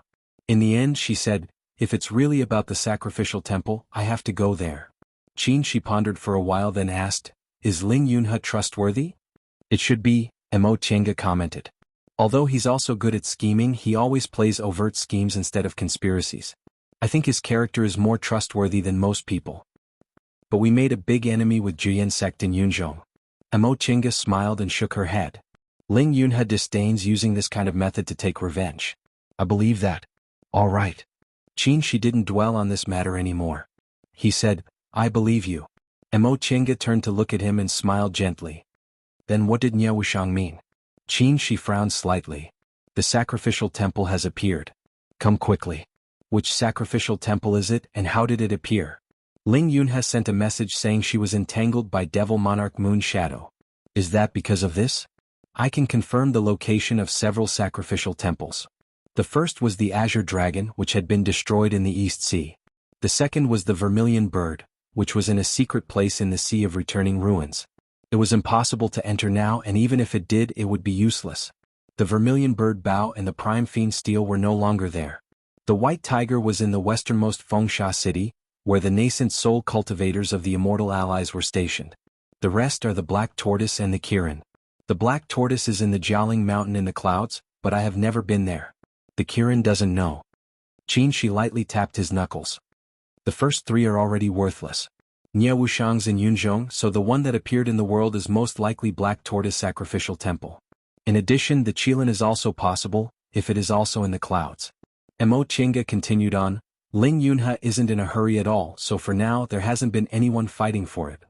What about Demon Lord Yuing? What's going on? Mo Chinga thought for a while, then said, I'll ask Ling Yunhe tomorrow. Qin Shi neither objected nor agreed to it. The two of them chatted for a while more before going back to cultivate. The next day, some people had already returned home, so Shenqing School suddenly became a lot more empty. Mo Chinga and Qin Shi went to see Lord Daoist Jinghe and reported this matter. Lord Daoist Jinghe was very cautious, so he simply ran to the Three Pure Hall on the main peak and called all the nascent soul Lord Daoists there. After listening to this matter, Xinjiang, Huayan, and the others had the same opinion.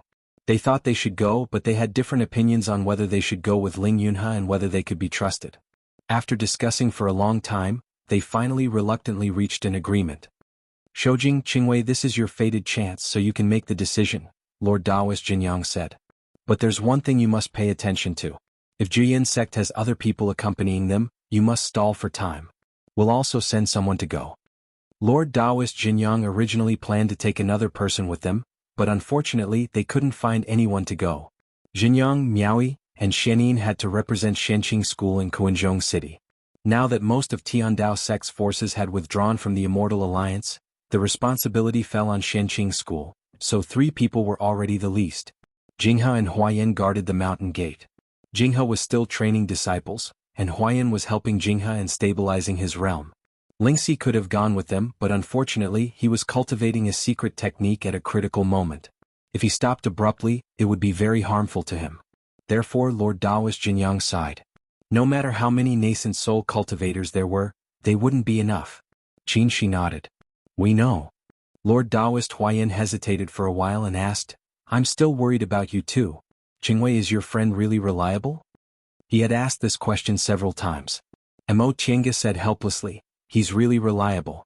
Don't worry, senior martial brother Huayan. Qinshi thought about it and said, maybe we can find a helper. Everyone's gaze fell on him. Mo Tiange asked, who? Jing Xingji. Qinshi's answer was within her expectations. Mo Tiange really wanted to roll her eyes, but there were too many people, so she held back. You really trust him?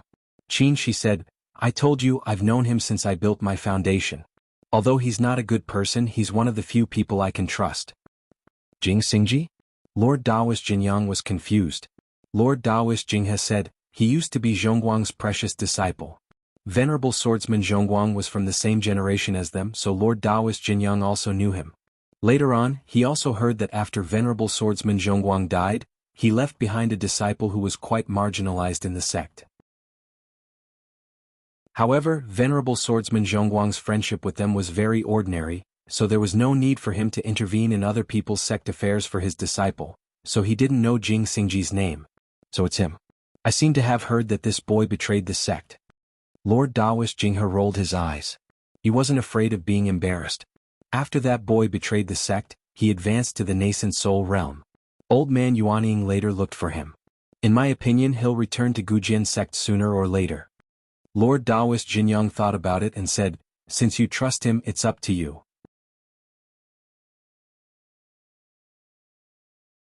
Chapter 629. Ling Yunhe expressed that he did not know anything about the Moon Shadow Demon Lord. Coincidentally, he met the Moon Shadow Demon Lord who was chasing after Tian Can. Tian Can had no choice but to ask him to deliver a message and promised to invite him along. Mo Tiange was worried. Devil Monarch Yuing is one of the 3 great devil cultivators in the late nascent realm in Yunzhong.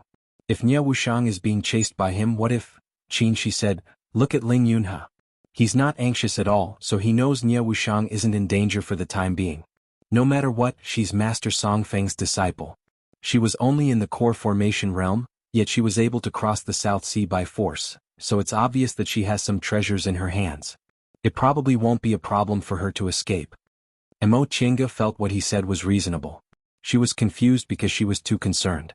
Since he decided to ask Jing Xingji to go with him, Qinshi didn't delay. On the same day he personally went to the Wind Breath Valley on Mount Jiuling in Jin country.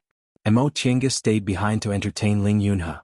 Now that Xianqing School had built a large number of transporting formations, it was much more convenient to travel. Qinshi first teleported to the border between Kunwu and the secular world, then flew. In just half a day he arrived at Fengshi Valley. After she entered Wind Breath Valley, she met Shang Ruan and inquired about Jing Xingji. Shang Ruan said Jing Xingji had been in closed-door meditation in the Sword Cave for 15 years. He came out of closed-door meditation a few years ago and left. She didn't say where he went, but judging from what he said, he probably went to Yunzhong. Qinshi thanked her, then rushed back to Xianqing School. When Mo Tiange heard about this, she said, that being the case, we have no other choice. Maybe we'll be able to find him if we go to Yunzhong. Qinshi thought about it. He couldn't say nothing just because Jing Xingji didn't want to go. The next day they took the spirit beasts with them, handed the cave to the disciples, and left with the cloud-soaring crane. They first followed the cloud-soaring crane to the nameless town next to Kuanzhong City, and then used the long-distance transporting formation to Yunzhong. After that, they borrowed the transporting formation of Juyin sect and arrived at Sky Snow City on the same day. Mo Chenga had to admit that the level of cultivation in Yunzhong was indeed higher than in the Celestial Pole. Not to mention the fact that the average cultivation level of the cultivators here was higher, their daily lives were also more convenient. There were transporting formations in many places that they could use. After returning to Sky Snow City, Ling Yunhe summoned Ling Yishuan and asked him about Nie Wushang. Ling Yishuan reported that according to the latest news, they seemed to have been lingering in the North Sea and had not returned to Yunzhong. The original North Sea in Yunzhong was the South Sea in the Celestial Pole before the world changed. However, after the world changed, Yunzhong moved northward, and the original North Sea, which was the South Sea in the Celestial Pole, was now located south of Yunzhong and east of the Celestial Pole. Now in Yunzhong, North Sea referred to the true northernmost sea. The northernmost sea was extremely barren. Apart from some vicious beasts, there were no signs of human habitation. Because of the harsh conditions, the sea beasts were few in number and powerful. Ling Yunhe said that the Sea of Endless Ruin couldn't even be compared to it. Even nascent soul cultivators didn't want to go there. Once Mo Chenga heard what he said, she became very cautious and carefully inquired about the situation in the northernmost sea. Fortunately, Ling Yunhe was prepared and explained everything to them in detail. In the North Sea, the most dangerous thing was the aurora that covered the entire sea all year round. The magnetic force it contained disrupted the 5 elements, and it was difficult to determine yin and yang. Nascent soul cultivators' cultivation would be greatly reduced if they were in it. The area where the aurora shone was known as the Arctic Circle. Next was the shattering wind, which contained a strange power. Every time it blew past, space would become unstable, and there was almost no way to resist it. The only way was to avoid it. Mo Chenga thought it was probably because of these 2 reasons that Devil Lord Moonshadow couldn't do anything to Nie Wushang. Ling Yunhe finally revealed his situation when they arrived at Sky Snow City. He formed his nascent soul 20 years after he came back from the Sea of Endless Ruin. Although he didn't get the vermilion bird bow back then, it could be considered a blessing in disguise. His meridians were connected by the vermilion bird's breath, which broadened his meridians and tempered them to be incomparably strong, so he didn't face any obstacles when he formed his nascent soul. After he formed his nascent soul, he stepped down from his position as the head of Juyin sect and became the Grand Supreme Elder. Ling Yunhe formed his nascent soul before her. When they were in the Sea of Endless Ruin, he was still in the late stage of the core formation realm. In just 20 years, he crossed the peak stage of the core formation realm and entered the nascent soul realm. It was clear how much benefit the vermilion bird's breath brought him. Thinking up to this point, Mo Chenga felt a little relieved. At least they didn't harm Ling Yunhe too badly. Thinking about this, Mo Chenga said jokingly, "Fellow Taoist Ling, now that the 2 of us are under Juyin sect's nose, your sect won't take this opportunity to retaliate, right?" Ling Yunhe smiled faintly. All these years, Martial Uncle Yuan Mu hasn't recovered from his injuries, and Martial Uncle Iron Face is about to pass away. Juyin sect isn't in the mood to make trouble for you too. Really? Mo Chenga stopped smiling. She also had a part in Juyin sect's current situation, so she'd better not say anything. After a moment of silence, both sides had nothing to say, so Ling Yunhe said, "You 2 should rest first. We'll set off after we get some definite information." They naturally didn't have any objections, and it wasn't convenient for them to have any. They rested in Sky Snow City for a day. The next day, Ling Yunhe set off after getting the latest news about Nie Wushang. They still used a long-distance transporting formation along the way, directly transferring from Sky Snow City to North Pole Island. The current North Pole Island lived up to its name. Among the confirmed continents, it was the northernmost one. In just over 20 years, North Pole Island, which used to be bustling with people coming and going, was now desolate. All the shops had been moved and the residents were nowhere to be seen. The streets were empty, and in the bleak cold wind of the North Sea, the shop signs that hadn't been blown away were tottering, looking extremely desolate. Upon seeing this, Ling Yunhe sighed. In the past, who could have foreseen that North Pole Island would actually have such a desolate day? Human and material resources are no match for the power of heaven and earth. They'd also seen the former North Pole Island, but compared to the one in front of them, it was practically 2 different worlds. In the cold wind, a hunchbacked figure slowly walked over. When he arrived in front of him, he revealed an old face. "Master Immortals." The old man respectfully bowed to the 3 of them. there's no one left on North Pole Island. If you came to trade, you'd better go back quickly. The old man was just a mortal, so he couldn't see their cultivation levels, so he made such a guess. In the first few years after the world changed, cultivators who had just come out of closed-door meditation often came to North Pole Island to hunt beasts and trade without knowing the inside story. Unfortunately, their trip was in vain. "Old man, thank you for reminding us, but we didn't come to trade," Ling Yunhe replied with a pleasant expression. Grandpa. Before the old man could say anything, a call came from not far away. A sturdy teenager came looking for them. Grandpa. This teenager was an aura-refining cultivator with spiritual roots. When he saw the old man, he ran over happily. In the next moment, when he saw the three of them, his smile disappeared and he greeted them with a bit of fear.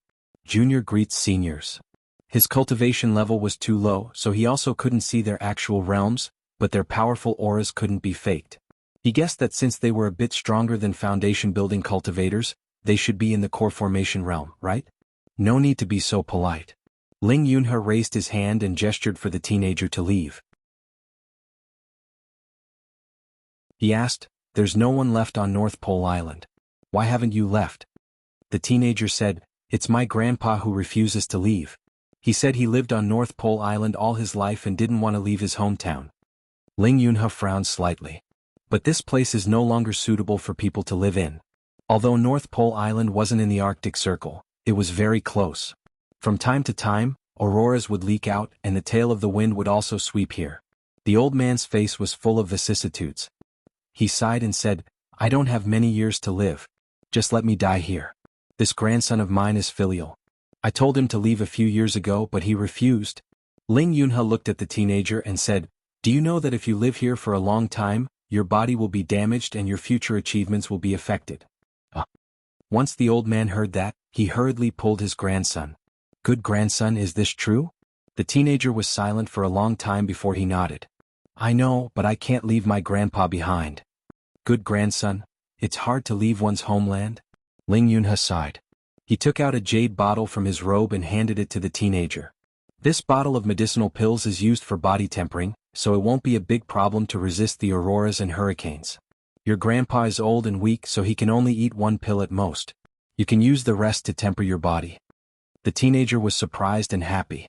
"Senior, take it." The teenager took it, then knelt down and kowtowed without saying anything. "Thank you, senior." The old man beside him also bowed repeatedly. "Thank you, Master Immortal." "Thank you, Master Immortal. You're really kind." "It's nothing. No need to thank me," Ling Yunhe said faintly. He then turned to Enchanting and Qin Shi and said, "Let's go." After he said that, he took the lead and flew far away. Enchanting and Qin Shi looked at each other, then followed him. They could see that Ling Yunhe's behavior was very strange this time. Although the original Ling Yunhe valued friendship, he would never show it on his face, let alone be so sentimental. Enchanting couldn't figure it out, and Qin Shi knew even less about Ling Yunhe.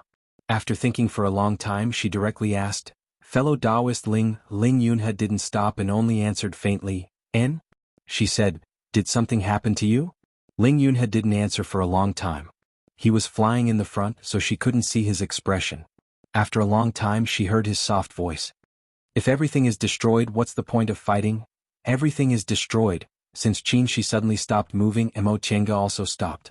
Ling Yunhe flew for a while but didn't see them following him, so he had to turn back. "What's wrong with you two?" Qin Shi stared at him. "What do you mean by, everything is destroyed?"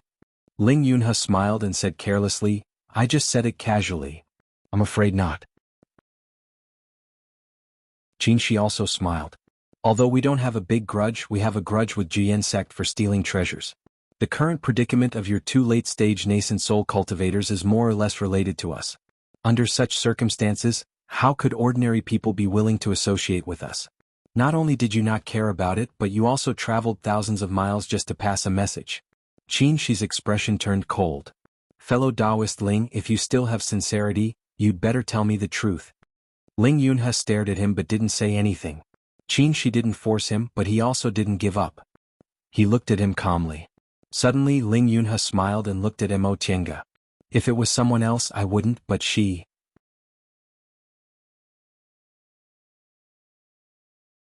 Chapter 630. When he said the word her, Ling Yunhe paused and stared at Qin with a faint smile on his lips as if he was waiting for Qin counterattack. To his disappointment, Qin didn't react and just stared at him. After a long time, Ling Yunhe sighed. Are you too confident or don't you care?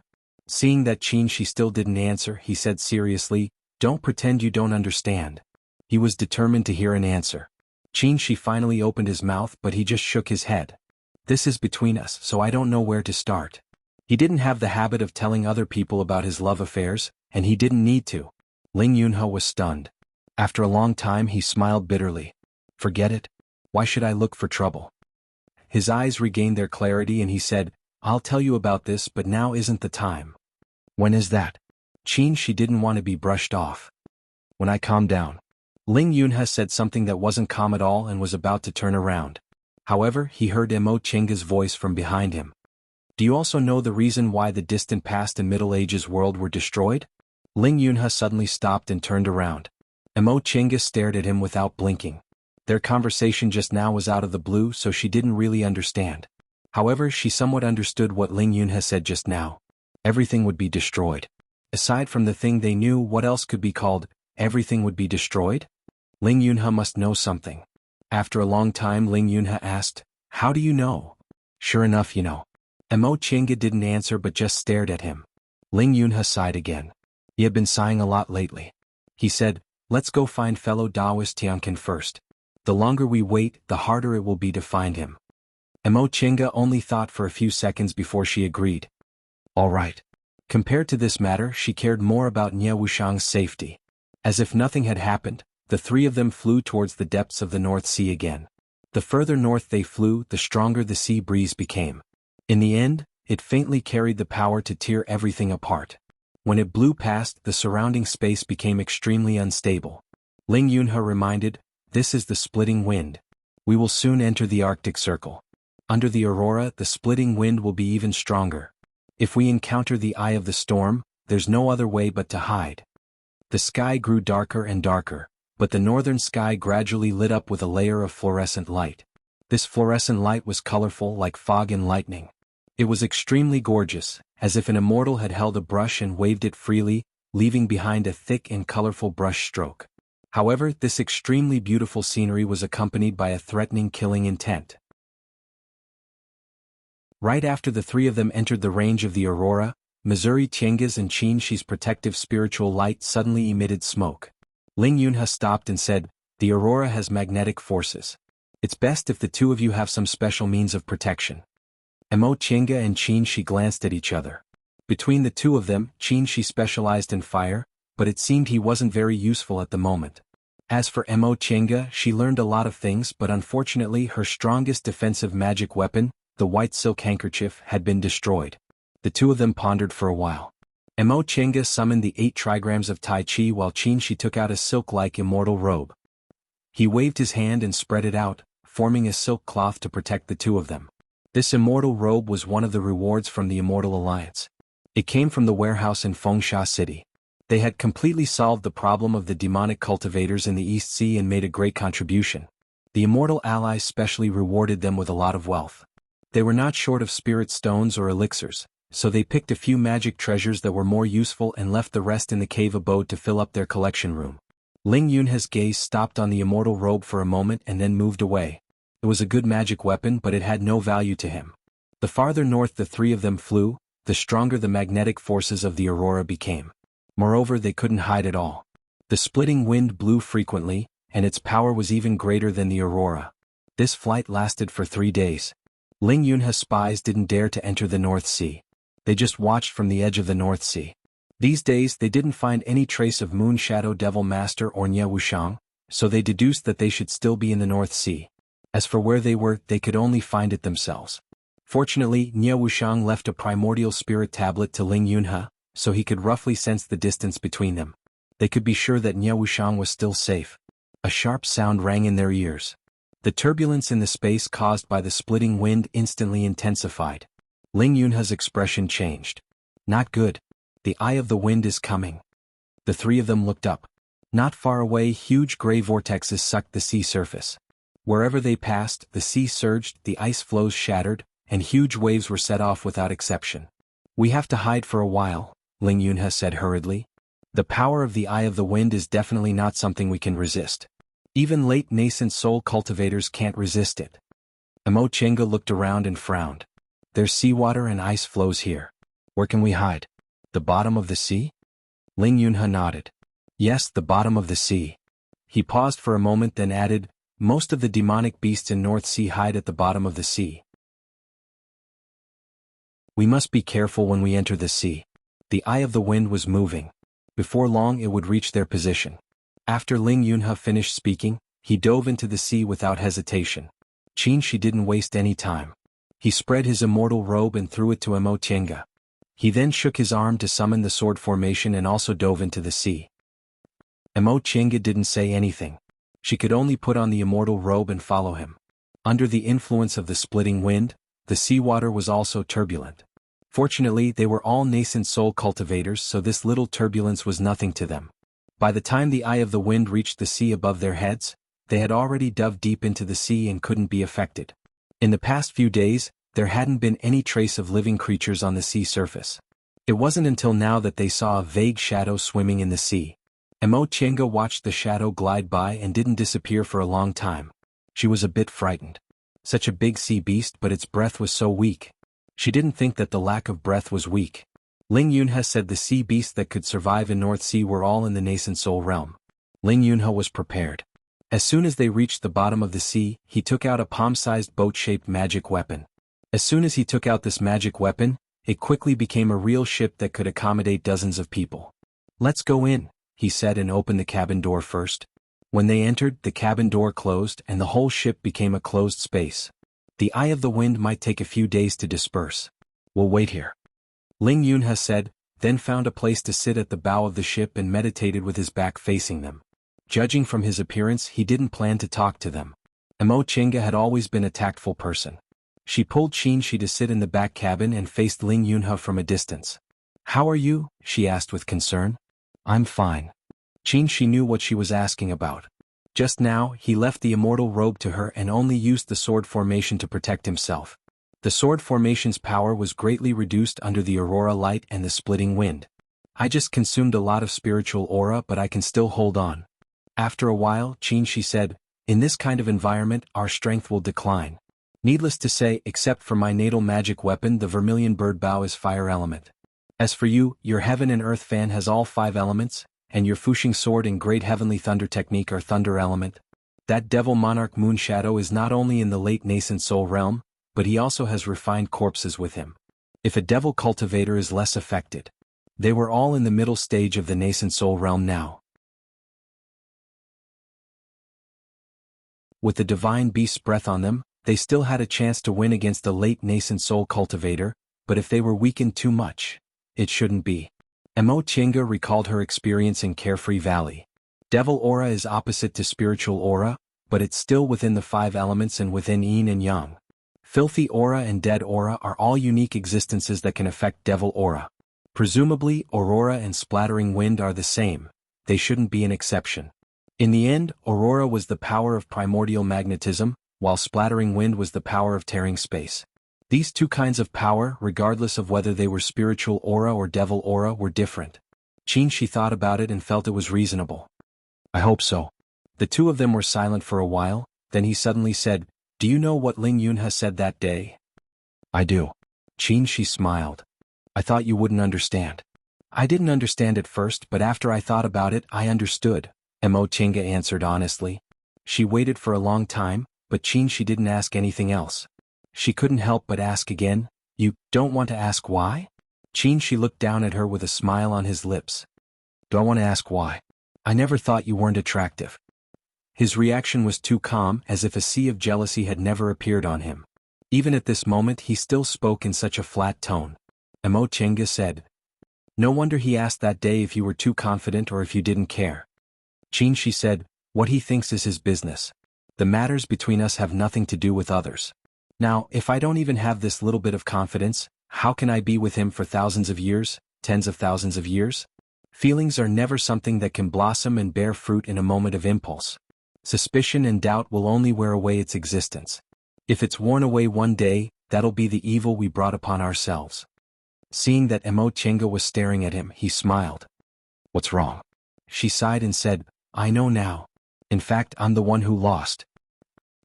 Shi raised his eyebrows, expressing his confusion. Emo Chenga smiled but didn't answer. The splattering wind blew for 2 whole days. 2 days later, Ling Yunhe stood up. Emo Chenga and Shi also stood up. Ling Yunhe said, "The eye of the wind should be gone now. Let's go up." They were about to answer when the hull of the ship suddenly shook. Ling Yunhe was startled and turned to look outside. A huge eye swept over the ship, followed by a hollow mouth with sharp teeth. "This is a demonic beast from the North Sea?" Emo Chenga was shocked. She had never seen such a huge sea beast in her life. It didn't have any aura on its body, but it was even more terrifying because of that. Ling Yunhe's expression was extremely unsightly. What bad luck.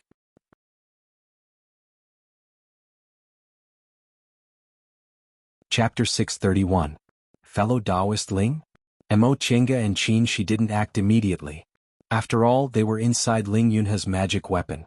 Ling Yunhe looked at the sea beast outside with a gloomy expression. "Although the 3 of us can kill this beast if we work together, it'll be a waste of time. It'll be troublesome if we get hurt." He walked forward with a determined expression. "I'll try to get rid of it." "Get rid of it?" Before they could say anything, Ling Yunhe had already made hand seals and cast spells on the ship. In an instant, countless talismans lit up around the ship along with the spells. During this short period of time, the sea beast blinked its eyes, opened its mouth wide, and sucked hard as if it wanted to suck the ship in. The moment the ship started to tilt, all the talismans lit up. Spiritual aura was transmitted from the spirit gathering formation on the bow of the ship. With a buzzing sound, the bow of the ship that had been sucked in suddenly broke free, turned around and shot into the darkness like an arrow. The 3 people on the ship were prepared for this. They didn't move at all. Ling Yunhe looked even more serious as he kept making hand seals. Emo Chenga turned her head to look. Outside the barrier, the sea beast seemed to be stunned for a moment. It blinked its eyes then suddenly dashed towards them. "It's chasing us." Ling Yunhe didn't look back. This was his magic weapon, so he could sense the surging aura chasing them. He said, "Exchange the spirit gathering formation for spirit stones. The more the better." He was controlling the magic weapon and couldn't free his hands. The spirit stones on the ship hadn't been changed for several days and were about to be used up. Emo Chenga stepped forward and glanced at the spirit gathering formation providing spiritual aura on the ship. "Fellow Taoist Ling, if you trust me, I'll lay another spirit gathering formation." "Nonsense." Ling Yunhe interrupted her. "If I don't trust you, who should I trust? Hurry up." Emo Chenga didn't say anything more. She poured out a pile of colorful, sparkling and translucent jades from her Chenkuan ring, each of which emitted extremely pure spiritual aura. Ling Yunhe's eyes widened. "You actually have so many crystal jades." These crystal jades were obtained from the Immortal Palace in the returning ruined sea. Jian sect also obtained many ancient cultivator relics, so Ling Yunhe also had crystal jades. However, he was only a junior and didn't have many, so he only got about 10 of them. Emo Chenga, on the other hand, poured out dozens of them. Emo Chenga didn't pay any attention to him. With a flick of her sleeve, several crystal jades were placed in the original main positions of the formation. Then, her nimble hands quickly dismantled the spirit gathering array. As she dismantled it, she rearranged it. In just a moment, a brand new spirit gathering array was set up. During the whole process, the spiritual aura provided to Ling Yunhe was never cut off. When the dozens of crystal jades in the eye of the formation shone together, Ling Yunhe felt the pressure was lifted, and he easily steered the ship forward, breaking the waves. "It should be enough to maintain full speed for several days, right?" Emo Chenga retreated. Ling Yunhe said, "With so many crystal jades, is there even a need to ask?" In a battle of magical powers between nascent soul cultivators, a single crystal jade could sometimes affect the outcome of the battle, let alone so many crystal jades. If those people knew that they were only using them in the spirit gathering formation to control their magic treasures, they would probably faint from anger. Thinking of this, Ling Yunhe gritted his teeth. He didn't have many crystal jades with him. Using them like this. She was really a spendthrift. He really didn't know how Qin Shoujing endured it. Emo Chenga knew what he was thinking, but she didn't feel it was a pity at all. In any case, the crystal jades would automatically recover, so what was the point of keeping them? Spending some time came back. With the support of the abundant spiritual aura from the crystal jades, Ling Yunhe steered the magic treasure ship forward at full speed. At first, the sea beast behind them followed slowly, but later, as if it was provoked, it chased after them fiercely. This sea beast originally lived in the North Sea, so it was extremely fast. Moreover, it wasn't afraid of aurora or splitting wind, so it didn't have any misgivings when chasing them. Even if Ling Yunhe steered the magic treasure ship to the extreme, he could only guarantee that they wouldn't catch up. In the blink of an eye, more than an hour had passed. The sea beast was still chasing them, and the magic treasure ship maintained its fastest speed, not daring to relax for even a moment. Will it keep chasing us? Amo Chinga couldn't help but ask. This was also the first time Ling Yunhe faced a sea beast in the North Sea, so he didn't expect it to be so fast. With a serious expression he said, "I don't know." Demonic beasts were much more patient than humans when they encountered their prey. If this sea beast regarded them as prey, it might chase them to the ends of the earth. But if they didn't run, they could only kill it. Normally, beast cultivators wouldn't surpass the 10th rank. They had 3 nascent soul cultivators here, 1 in the early stage and 2 in the middle stage. Killing a sea beast was nothing difficult. However, Ling Yunhe also said the sea beasts here were very hard to kill, so it would definitely take them some time. If they got injured, it would be better to run if they could. How long will it take to chase us like this? Don't we want to save time? She said with a frown after more than an hour had passed. We won't waste time, Ling Yunhe said casually. Our current direction is the direction where fellow Taoist Tiancan is. What? Amo Chinga said anxiously, what if we don't get rid of it halfway? Do we take this sea beast to save people? We'll talk about it when the time comes. Ling Yunhe was a bit annoyed while operating the magic treasure. If worst comes to worst, we can just abandon this thing and leave on our own. Amo Chinga didn't say anything. Anyone with eyes could see the value of this magic treasure ship. Although it couldn't compare to a flying boat, it was much more exquisite. It was worth all the wealth of an ordinary nascent soul cultivator. Ling Yunhe didn't take this thing out at the beginning, so he probably cherished it very much. Now he said these words most likely out of anger. After a while, Ling Yunhe calmed down and said, if we can't get rid of it in 3 days, we'll get off the ship and kill it. This ship consumes a lot of energy, so it's not worth staying here for too long. Amo Chinga and Ling Yunhe naturally didn't have any objections. Okay, we'll listen to fellow Taoist. Ling Yunhe was afraid of alarming other sea beasts at the bottom of the sea, so he simply floated to the surface and broke the waves. On the surface of the sea, the aurora was unobstructed. The magic treasure ship let out a soft cry and its shield lit up. It continued to ride the wind and waves without any pause. Amo Chinga looked down. In the spirit gathering formation, the crystal jades gathered spiritual aura even faster. She knew Ling Yunhe was right. Sailing on the surface of the sea like this consumed spiritual aura very quickly because they had to resist the aurora and the wind. Although they could afford the consumption of crystal jades, as Ling Yunhe said, it wasn't worth it. Once the crystal jades were consumed, it would take time to recover.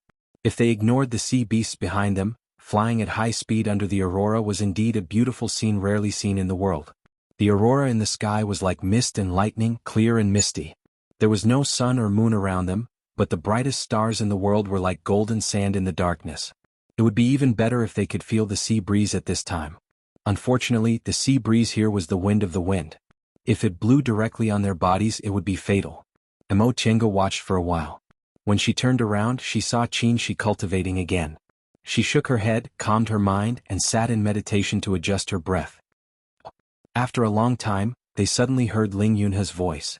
Amo Chinga and Qinshi woke up at the same time and turned to look at him. Ling Yunhe didn't turn around, but he said to them, fellow Taoist Tiancan is coming towards us. As soon as he said that, the two of them said at the same time, what? The primordial spirit tablet sensed it. The primordial spirit tablet.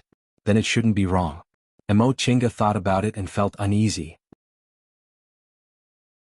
We're dragging a sea beast now. If Demon Lord Moon Shadow is following fellow Taoist Tiancan. She didn't need to continue. They all knew how bad the situation was. Whether it was the sea beast or Demon Lord Moon Shadow, they weren't afraid if they worked together, but if they met, abandon the ship. Kill the beast. The next moment, Qinshi stood up and summoned the 3 young real fire sword. Killing the sea beast before they met up with Nye Wushang was the best way to deal with it. If Demon Lord Moon Shadow wasn't following them, everything would be fine. If he was behind them, they would have time to fight him. Ling Yunhe naturally understood. He cast a spell and the cabin door opened silently. Let's go. She took the lead to leave the magic boat after glancing at Chenga. Chenga summoned the jade bone puppet, gave it the Fushing sword and jumped out. As soon as she got out of the boat, the 3 young real fire sword flashed, and the vermilion bird's flames spread out. She attacked directly. Chenga didn't hesitate. She waved the heaven and earth fan, and a ball of golden lightning flew out from it, turning into countless golden rays that sprinkled down like a golden rain. At the same time, the puppet wielded the Fushing sword and slashed at the sea beast. They all hit it. The sea beast's body stiffened, but it wasn't injured at all. This beast has been attacked by aurora and hurricanes all year round, so its skin is extremely tough. Ling Yunhai came out of the boat, turned the boat back to the size of a magic weapon, and put it back into his Chenkuan bag. After that, a light flashed and a stream of light appeared in his hand. It was like a crescent moon, cold and gloomy, tangible but intangible. After advancing to the nascent soul realm, his natal magic weapon was refined again, and its appearance was very different from before. It was originally just a crescent moon-shaped jade knife, but now it turned into a cold light as if it was really moonlight. Seeing the sea beast, Ling Yunha's eyes narrowed. Your magic weapon can actually hurt it? Hoo. This sea beast looked terrifying, but it couldn't roar. It could only make a hoo sound that sounded like it was spitting bubbles. It seemed to have just reacted. It opened its mouth, spat out a string of bubbles and tried to bite them. The 3 of them fled in different directions and attacked separately. The vermilion bird's flame blotted out the sky and covered the earth, the golden lightning rain took advantage of every gap, and the moonlight essence was as fast as lightning. This sea beast didn't seem to know how to dodge, so it took all of them head-on. For a moment, the sea was turbulent and huge waves were set off. Hoo, the sea beast was furious. It bared its sharp teeth and twisted crazily. Chi. As it twisted, the sea beast's pitch-black skin emitted a layer of luster. This luster was like fog and lightning with a gorgeous brilliance, and it triggered a strange aura. Under this aura, the 3 people's spiritual aura became chaotic. This sea beast lived in the North Sea all year round. It was attacked by aurora and hurricanes, so it had a body of copper skin and iron bones. You're tuning in to the Dreamy Chapters YouTube channel. We're so grateful for your support, and don't forget to subscribe to join us on this incredible journey through captivating stories.